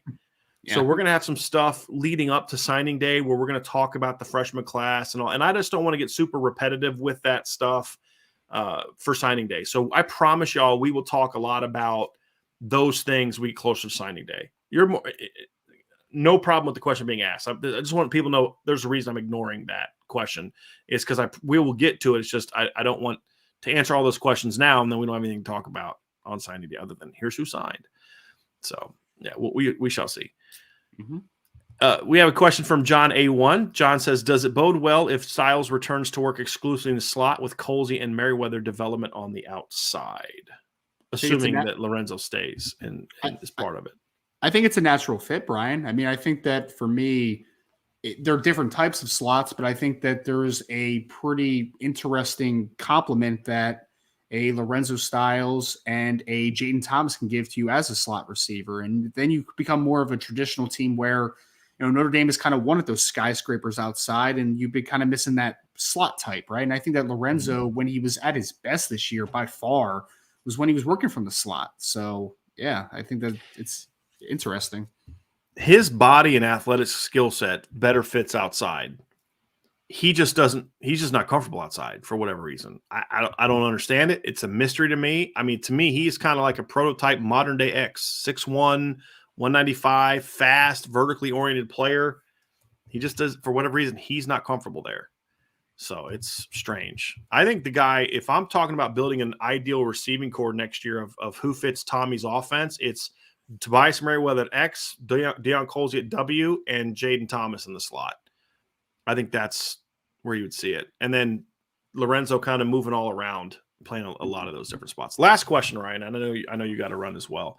Let's see here. From Megan Kufro. Thank you, Megan. I hope I'm pronouncing your last name correctly. I know they are different players, but how does Peyton Bowen compare to Kyle Hamilton when it comes to range, covering ground? Just curious. So again, they're different players, but in that specific area, when it comes to range and covering ground, Ryan, how would you compare them? I mean, they're both rangy players, but they're rangy for different reasons, right? Like Peyton is a loose athlete who's explosive and fast. That's how he creates range. Kyle is also explosive, but Kyle is rangy because he's also incredibly long, right? Like long strides, long arms. He can cover a ton of ground just with the length that he has. So they're both rangy players, Megan. But I think that for me, it's how they have their range that's much different. And I think that when you're talking about those two players, though, ideally, I mean, you want a Kyle Hamilton type with a Peyton Bowen type because Peyton Bowen's the true free safety, right? Like he's the guy that you could literally play middle of the field all day and let him be rangy, middle of the field all the way to either sideline. Like that's that type of player. So they're both rangy players. I think Peyton's a more natural rangy player, but they both have range for different reasons. I hope that makes sense. Yeah. I think the range is the one thing they have in common. The fact that they both cover a lot of ground. I think to your point, they do it differently. I think that's the one thing they have in common. Their games are so incredibly different in every other way. They both cover a lot of ground. I actually think that Peyton Bowen is the better natural safety. And here's what I mean by that. Number one, he's just a more explosive athlete. But number two is Kyle could do some stuff side to side and downhill, but Kyle wasn't a great flip your hips and get off the hash guy. Yeah. Peyton is. You know what I mean? So he's more of a true safety, where Kyle is sort of like that do-it-all missile that you would use. So as a pure safety, I think Peyton Bowen's the better prospect for me. He has a higher grade for me than Kyle did. And I had Kyle as a 5-star player, but his senior film was special. Kyle, to me, I've said this before, Ryan, in a perfect world, in this defense, Kyle Hamilton's a downhill safety or a rover. He'd have been an exceptional rover, in my opinion. But you've got to be able to, like, he would have been, I actually think he'd have been really good in Al Golden's defense, because Al Golden wants to play a lot of single high, which meant Kyle would have been in like all those safety blitzes that he kept trying to run with like Ramon Hendrick. That would have been Kyle Hamilton. You know what I mean? And it would have been a lot more impactful. So Kyle would have been, I think, a really great fit here, because he would have been a box guy a lot. Now, that's how Marcus Freeman used him a lot, and that's how Clark Lee used him as well. It's not that he would have fit here and didn't fit in those. It's just looking at this specific defense, I think that's one guy that you say, boy, he could have really thrived in Clark Lee, in Al Golden's defense, because he liked to do the blitzes and have those guys protect linebackers and stuff like that. He'd have been really good in this defense, no question. But that's who Kyle is, where, you know, Kyle's not a guy you want playing. Like, Kyle's not terrible in man coverage. He might be in the NFL. I have no clue. But in Kyle, he was okay in coverage. He was more of a rangy, downhill, impactful guy. Peyton Bowen, to me, is not only a kid that can play center field, like you mentioned, like just a great free safety, but he's also a kid, to me, that can be a great slot cover guy. Yeah. Like, he can do so much of the traditional DB stuff, where Kyle Hamilton was like part strong safety, part linebacker. Yeah. And he was great at it when his head was on straight. It's just they're way different. And I think in the modern offense, I want Peyton Bowen as the true safety. Kyle would be more of an Isaiah Simmons, Jeremiah Owusu-Koramoah to me than he would be a deep middle safety, is kind of my point. So Brian, I think that this is a decent conversation, because I think that for me, the two players are good rotational players, but for different reasons, right? Kyle Hamilton, you're rotating down to be that box player, short zones, robber coverage at times. Like, he's that type of player, right? Peyton Bowen, you're rotating down to play man coverage in the slot, right? Or rotating back. Or rotating back, yes, to the middle of the field, right? Right. But I would rotate both of those guys down, but just for much different reasons of why I'm trying to accomplish that. Right. Which would make them a great complement to each other if they played together. Oh, they would be incredible together. Yes. Yes. Especially if we're talking about the 2020 version of Kyle Hamilton. Yes. Who, to me, was much better than the 2021 version of Kyle Hamilton.